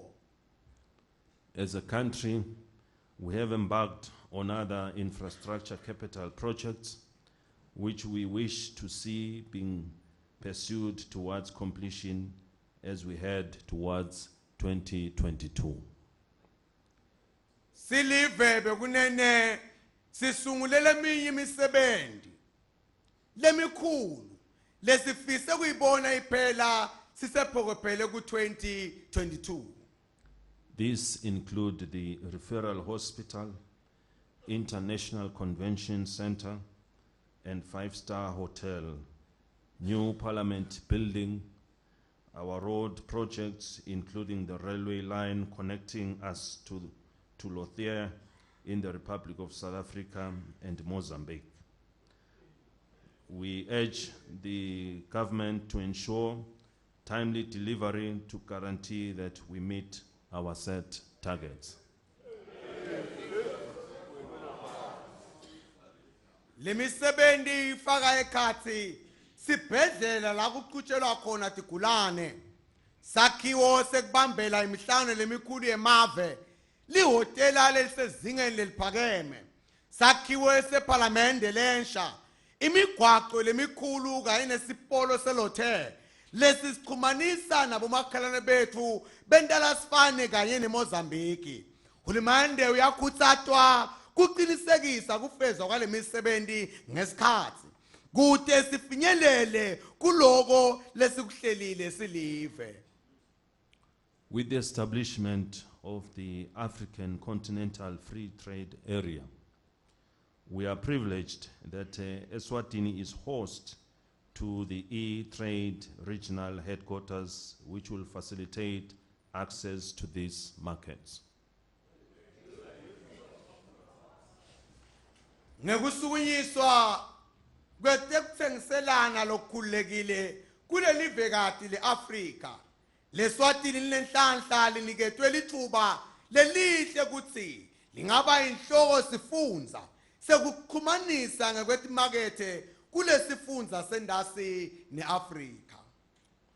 However, we do note international developments which could influence and affect global trade, and this may pose a risk and compromise our development initiatives. Ngakulokunye siyanaka kutsi lolu hlelo lungahle lube nemithelela lemibi kutekuthengiselana mhlaba wonke. Luphindze lusibeke engcupheni yokuthi sincephetelise intuthuko yethu. We therefore need to be prepared and well positioned to face the challenging times ahead. We plead with all the countries of Africa to fully utilize the e-trade facilities to ensure that future generations get to appreciate and benefit from such initiatives. Ngakho-ke siyadzinga ukuthi lungiselela siphindze sitibeke esigabeni sekukhona kumelana netinsele sibhekana nato ekuphileni. Siyanxusa kuwo onke emave ase-Afrika ukuthi ayisebenzise lendlela yetekuthengiselana lengenamkhawulo e-trade. Kude itowenda siciniseko ukuthi situkulwane lesidako sikuthokotele siphindze sizuze kule misebenzi lehlongotwako. The continued establishment of schools has seen the country aligning itself with the United Nations standards that no child should walk a distance of over 5 kilometers to attain education.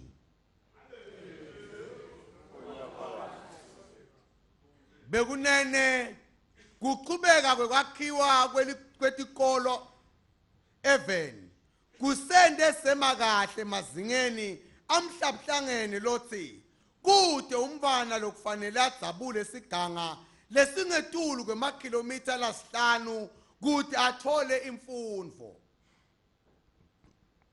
As we celebrate half a decade, the country has been able to establish primary and high schools in her desire to ensure that education is for all and easily accessible.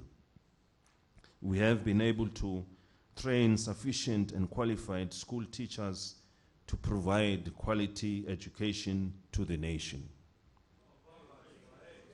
Bekunene sizathokotela iminyaka lengemashumi lasihlanu sakhululeka silive. Sikhonile kwakha tikolo atemfundo yaphansi nalephakeme kuqinisekisa ukuthi imfundo yawonke wonke itholakala malula.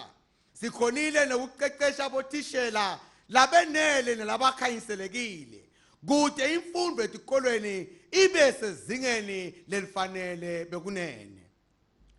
At this juncture, we take this opportunity to congratulate learners for the best performance during the 2019 external examinations.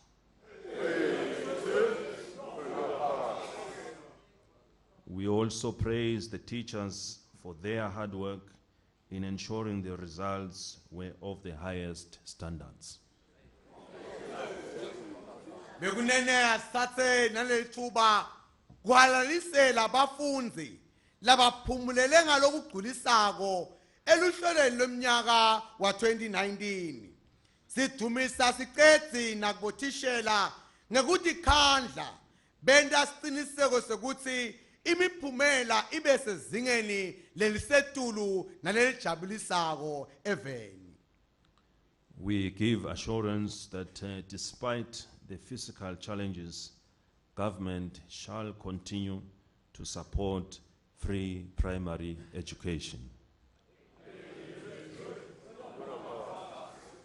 Sithanda ukuqinisekisa live ukuthi noma simo semnotho sindengandenga hulumende utawuqhubeka sekele kufunza kwamahala emazingeni laphansi esikolwa.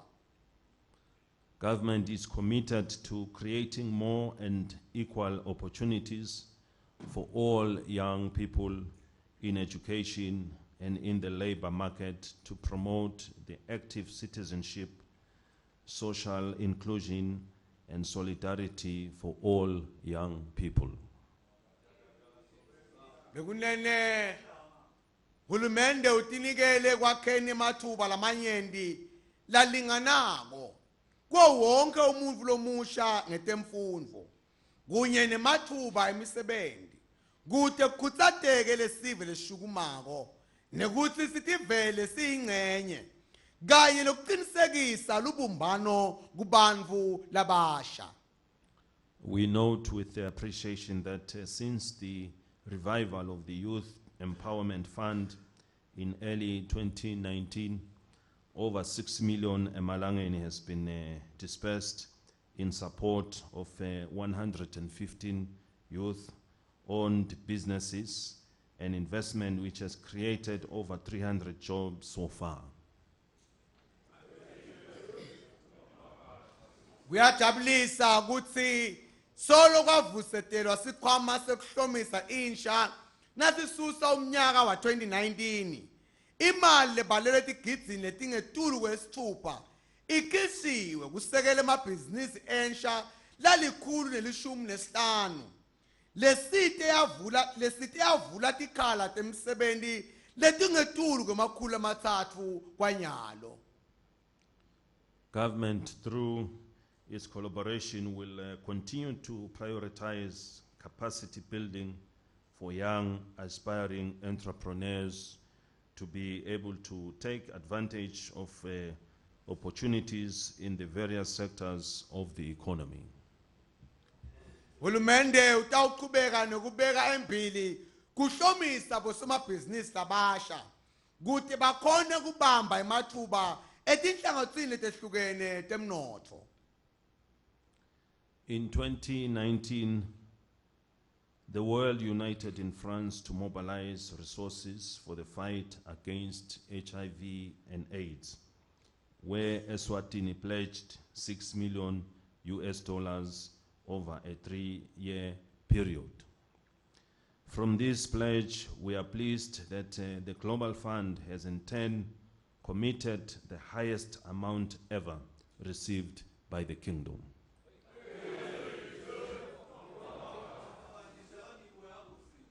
Bekunene emhlanganweni lobese France nga 2019 emave emhlaba abuthana abamunye kude kuqokelelwe timali tekulwa naye lo mashaya bhuqe lapho leSwatini lethembisa kunikela ngemali letigidi letisithupha $6 eMelika imali letawukhokhelwa ngeminyaka lemithathu emuva kwenda lesethembiso siyathokoza ukuthi libandla la ka Global Fund libese litibophelela kunikela imali lengetulu kunelesake sayithola silive nje.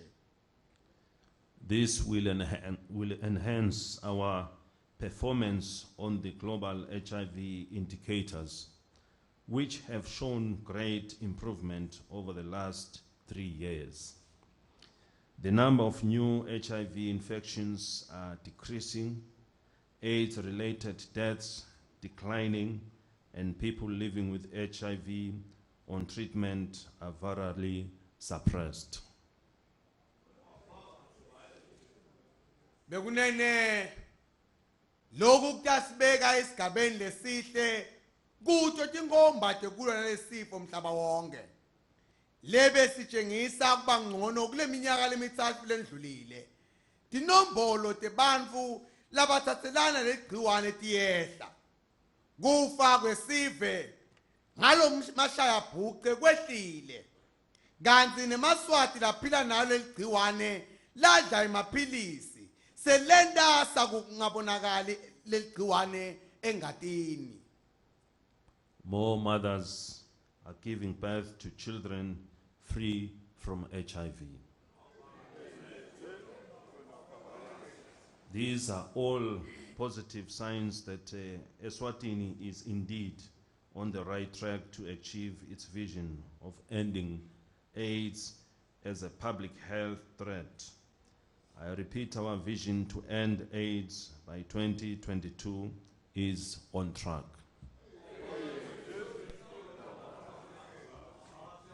Bekunene bayanza bomake lababeleka abantwana labethe ligciwane tonke leti tingomba tekutsi ngempela leSwatini libambe yona sibili kufeza umbono walo yokuqedza indzaba yethu sonke ekubeni ngumashaya bhuqe kumaSwati.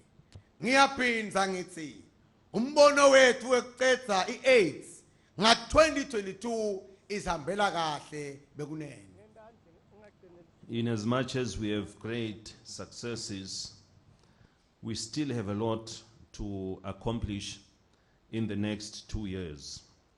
We must reach the most vulnerable populations at risk of contracting HIV. Nakuba sibe nempumelelo lenkulu kangaka kusekuningi lokumele sikufeze kule minyaka lemibili letako. Sidinga kufinyelela kulabo labasengotini lenkulu yokuthola leligciwane. The response must be planned at Tingundla and chiefdom level, this putting communities at the center of the epidemic, and this approach will ensure that no one is left behind. We appreciate the technical and financial support from development and donor partners.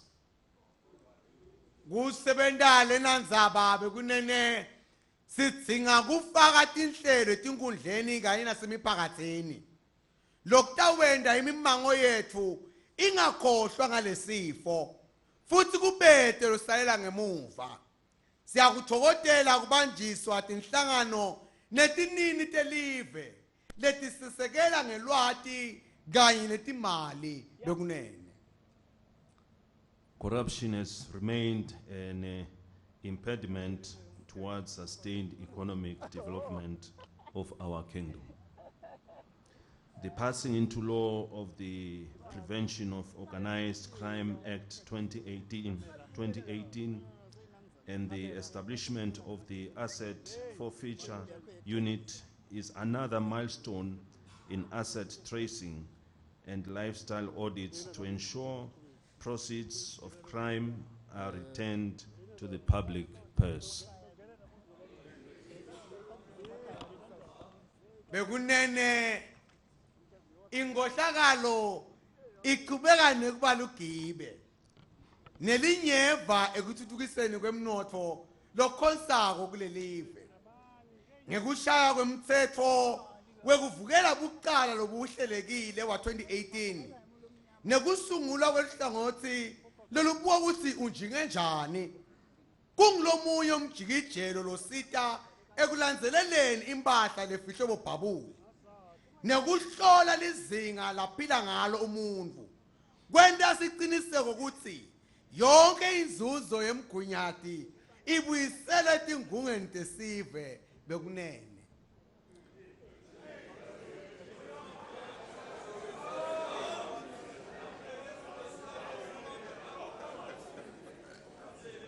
We urge the judiciary to expedite corruption cases so that perpetrators get to see that the country means serious business.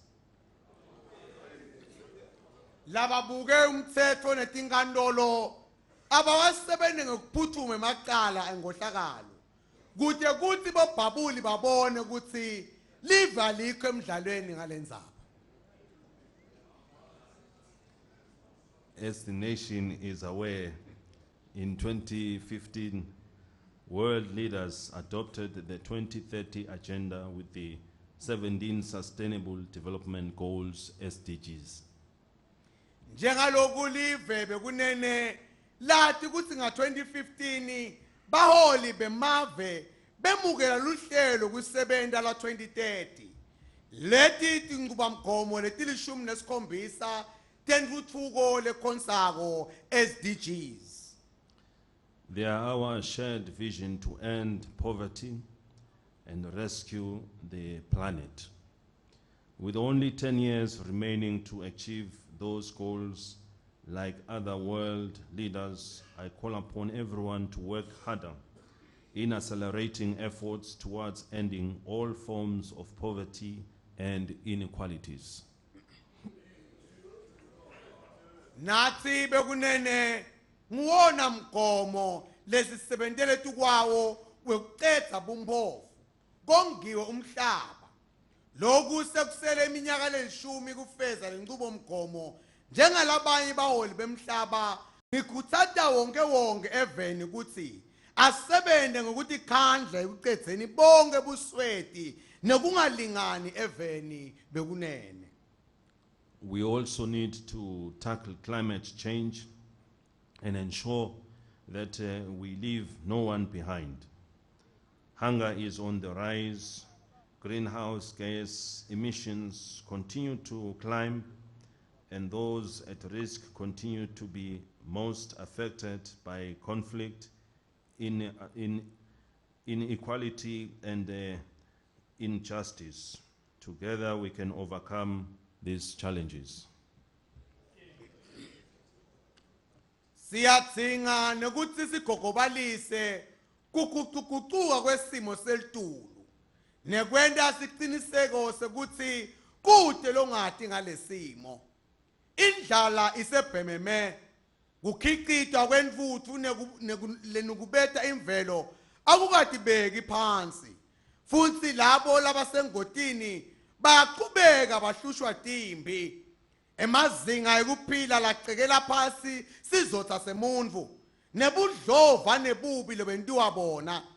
Bekunene ngiyakholelwa ekutseni sibambene singatincoba leti tingqinamba. Our philosophy of a friend to all, an enemy to none, has been the political ethos of Eswatini since the time of King Sobhuza and other monarchs.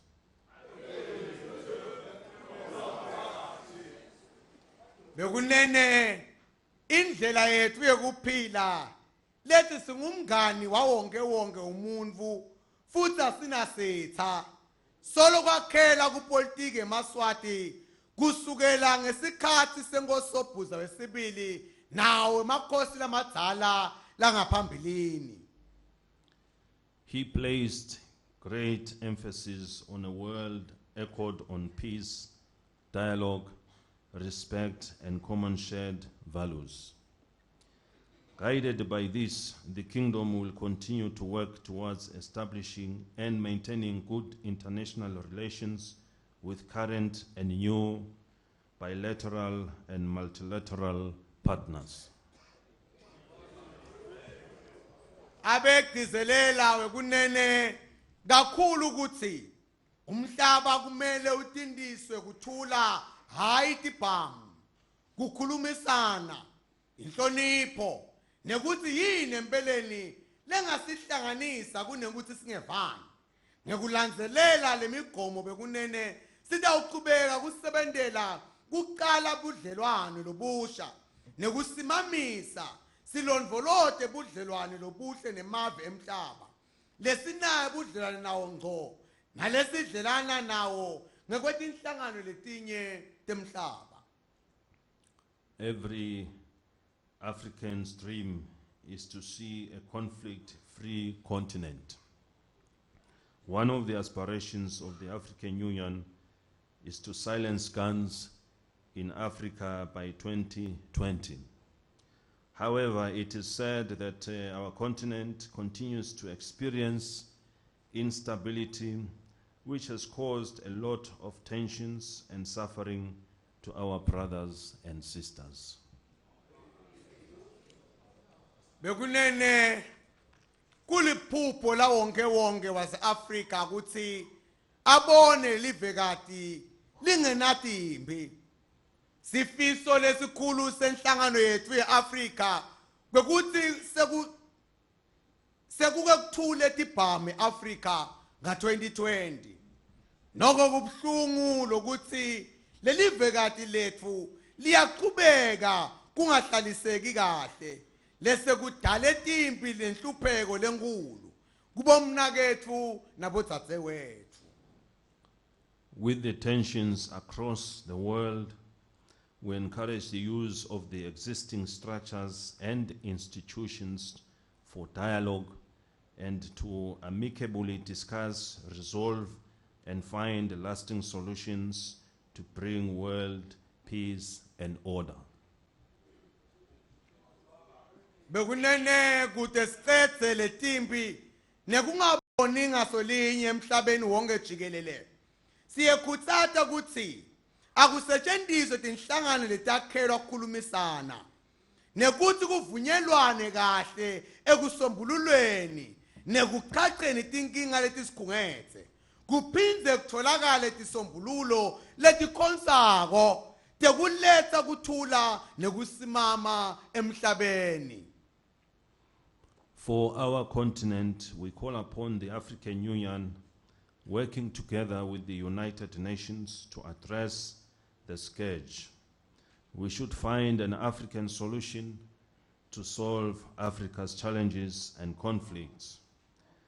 This will promote the attainment of the Africa we want by 2063.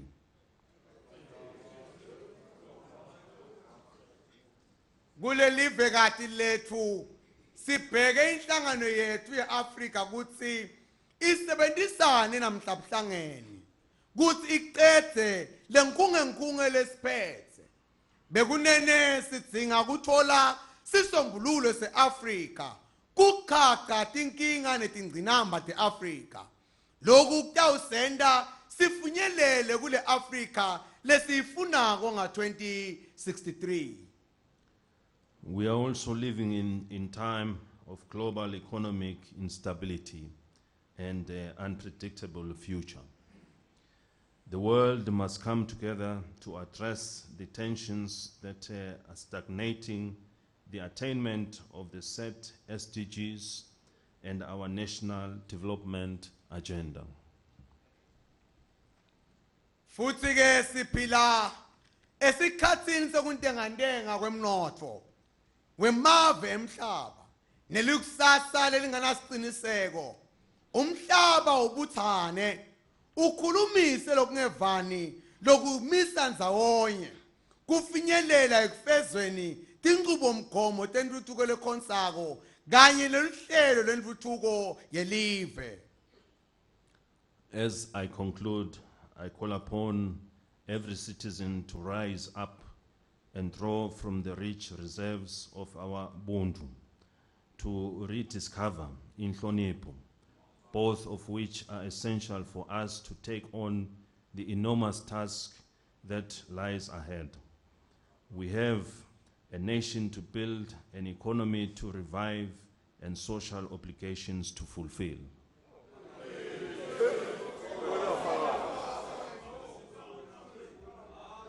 Bekunene angigcine ngekuthi sonke sive seMaswati asisukume sincele kule ngcebo yetingungu tebuntu bethu siphindze sithole kabusha inhlonipho lokhu lokubili kusisekelo sethu sekubhekana nomsebenzi omkhulu lophambi kwethu.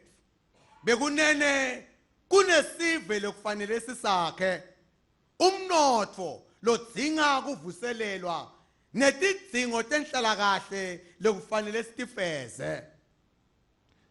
Let us tap into the enormous potential that our collective attributes provide to mold an impenetrable circle of trust in our capabilities to create a society of visionaries, optimists, entrepreneurs, and active citizens with first world mindset and out-of-the-box thinkers.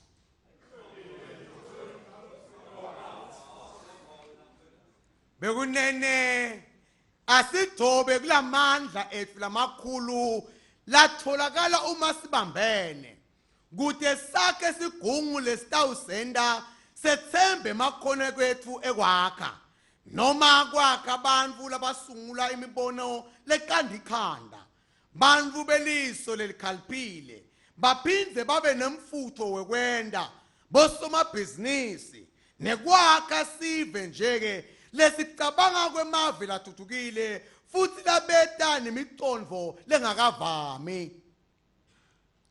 Let us not be stalled in our journey towards 2022 by non-developmental issues, as this would be to surrender ourselves to poverty, hunger, and disease. This is not the Eswatini we want. Bekunene asibe bonkunzi kayidedi sisaphokophele ku-2022 singavinjwa yilutho netindzaba telite letingahambisani nentfutfuko ngoba singaze sende njalo siyobe vele sesitinikele enhluphekweni lenkulu nendlaleni netifo lokho-ke bekunene akusilo lelive leSwatini lesilifunako. Maswati, it is time to seize the day. Be reminded that time is of essence, as in today's digital advanced and innovative world, a decade can elapse overnight. So let us keep moving.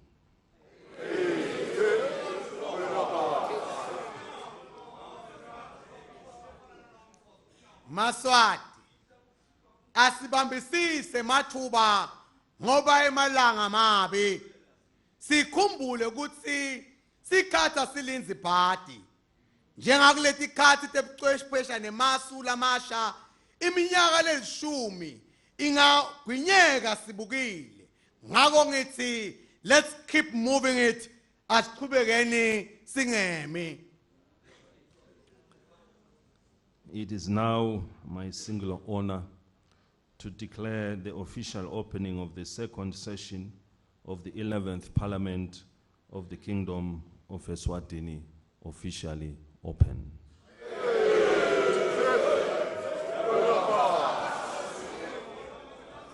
Bekunene sesifikile sikhathi sekuthi salong memetela ukuthi lesigaba sesibili seParliament elishumi nakunye seyivuliwe ngalokusemthethweni bekunene.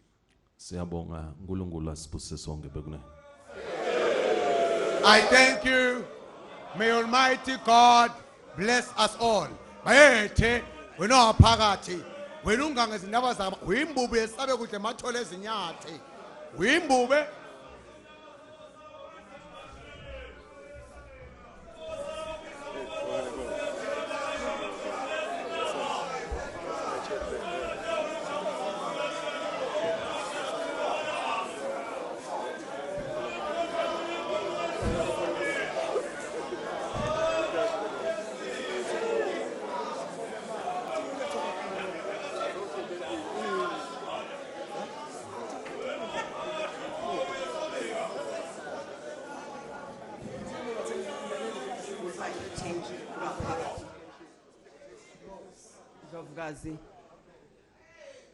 I will request that as the Majesties leave the chamber, we are all upstanding. And while they exit, I will request that everyone remains inside awaiting instructions on how to move forward. Bye.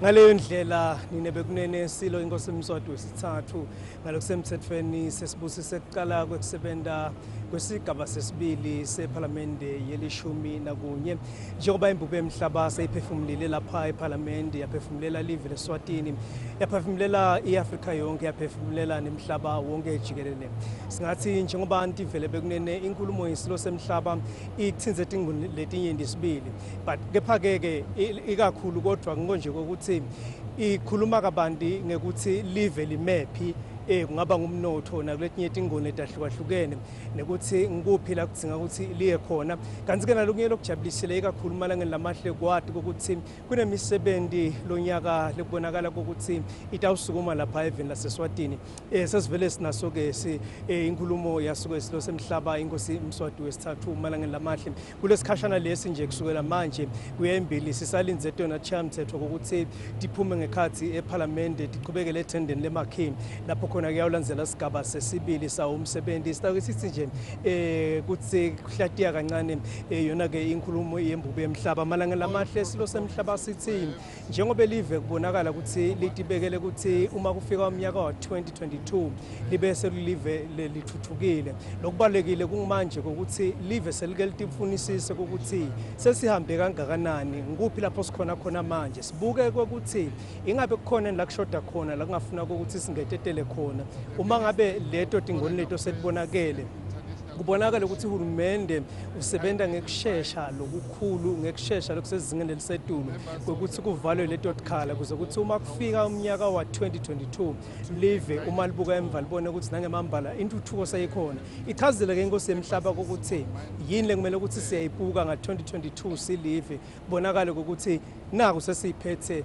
lapha esandleni indzaba yekuthula sivile inkosi emhlaba iphawulwa ngekuthula eveni laseSwatini iphawulwa ngekuthula esifundeni sakaSadak ku-African Union nasemhlabeni wonke jikelele ukuthi livele kangwane as a matter of foreign policy lihambisa embili ukuthi uma ngabe kukhona lapho kungabona khona ngasolinye impendulo yinye ithi akuhlale phasi kuhlalwe phasi kukhulunyiswane ukuze ukuthi kutawuphuma lekhambi ngalelo ndlela indzaba lenye inkosi emhlaba lekhulume ngayo indzaba yakasakho ukuthi kubonakala ungathi tingungu noma lokuqhamuka lokungena even ukuqhamuke kasakho kubonakala ukuthi kuyajabulisa kepha inkosi emhlaba ithi umnotho welive ete wasimama etingungweni takasakho kuphela asidiversify noma asibuke naletinye tindlela lekungabonakala ukuthi tiyawusimisa tiyawuthuthukisa umnotho welive nginapholile maziya ngingakabuyi ngachubeka nalokunye lengithi nguvile mina uma iphefumula inkosi emhlaba pholile ingabe la ukhona khona wena yindo ivile sisalungiselela kona kubona imbube emhlaba nendlovukazi mhlekazi emakhosi sekavele aphuma ngekhathi endlini yeParliament kuqhutshekelwa esigabeni sesibili semsebenzi lele bonke sihle salivele libhodlile libhubezi njengoba ntivele futhi naphinze natibonelane nebangwane awukusho kona ukuthi njengoba libhubezi selibhodlile sevele kucala wona umsebenzi nine bangwane njengoba emalunga eParliament abhekekele ukuthi athi kungakapheli isikhathi esingena noma emalanga lamangaki avele asala acala kungena khona eParliament aye kuyawucala kusebenza njengoba ingwenyama namhla beyiniketla yona idirective iniketa wona emalunga eParliament iniketa yena uhulumende ukuthi yini engabe lebhekekile lamhlalana siyadike ukuthi imbube emhlaba isabhodla noma libhubezi lisabhodla khona ngekhathi eParliament likhulumeka kabanti ngetindzaba ukuthi kumele ukuthi silive sitimele sikhone ukuthi sidakhele umnotho sikhona ukukhicitela imali nemangwane kwakhiwe nemithetho letawukhona ukuthi isisekele kuloko niyadike ukuthi live libhekene nayo insayelo enkulu noma ingane enkulu yabo kuntengantenga kwemnotho ngakho ke ingwenyama ithi asiqhutshe kusentshetwe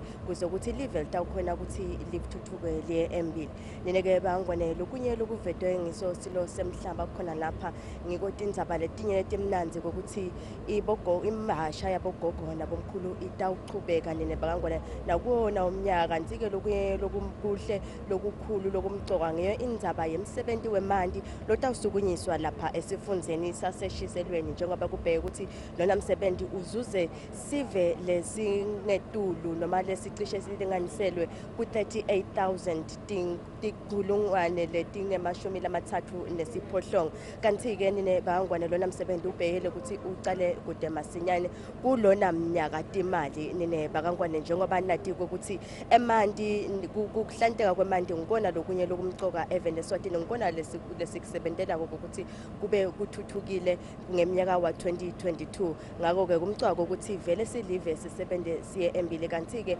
lokunye nine bakangwane lengingakuveta kiyo inkulumo imbube ichubekile nekukhuthataso nasive ekuthenini wona ematiko ekuthenini asebende ngalokukhulu ukutimisela. Litiko-ke laka-tourism noma litiko letekuvakasha lingilelinye lelisolo lona likhuthathwa ngeyongonyama ukuthi alisukume lisebende lingenise umnotho khona eveni leSwatini. Kanti-ke nine bakangwane mina-ke pholile maziyake nyalo ngithi kubukela lokuhle tinhlelo netilenzelako nyalo-ke ngidawuthatha tona tintsambo ngitibhekise ngakuye Sandile Makhanya.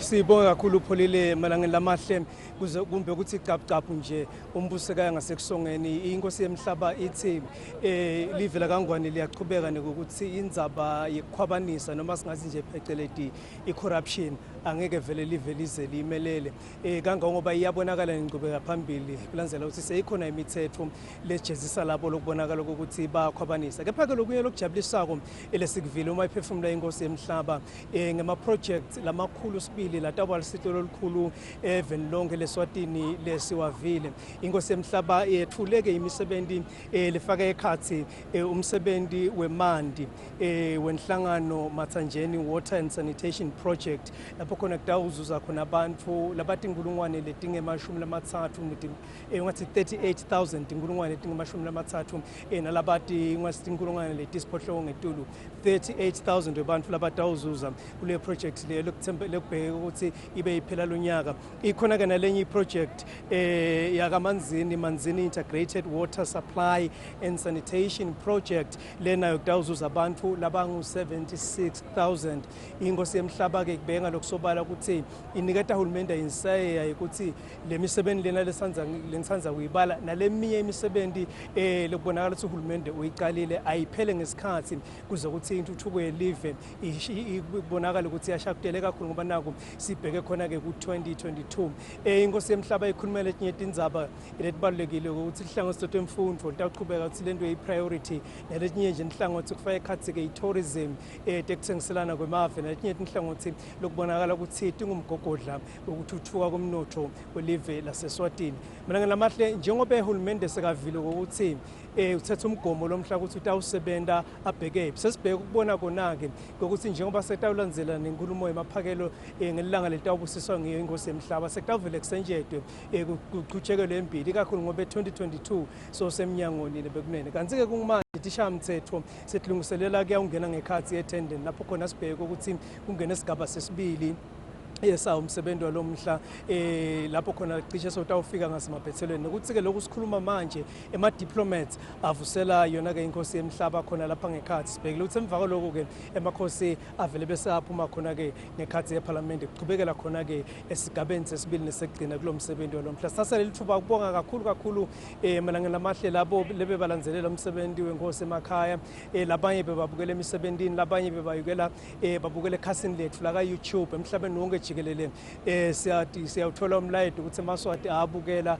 abonga ukuthi umsakado uvulele le platform lenhle ukuthi lapho bakhona bakwadi ukuthi balandzelele wona kwemisebenzi wenkosi. Sesikhathi ke sokusisale sinivalelisa ninebe kunene siyethemba ukuthi umhlaba wonke kangwane sowuvile ukuthi level 7 libhekaphi kulesigaba sesibili seParliament yelishumi nakunye. Na kanjani insimbi yesikhombisa utawubuya Pholile Maziyane Mazubela uthi kancane nje etindzabeni nangesimbi yesiphohlongo kanjalo futhi kusonga nje ukuthi umsebenzi wenkosi uhambe kanjani. Impela sonto akube ngileyo lenhle siphathane kahle malangeni lamahle sibuye ngomsombuluko siphilile sitawufukela umnotho welive isale kahle.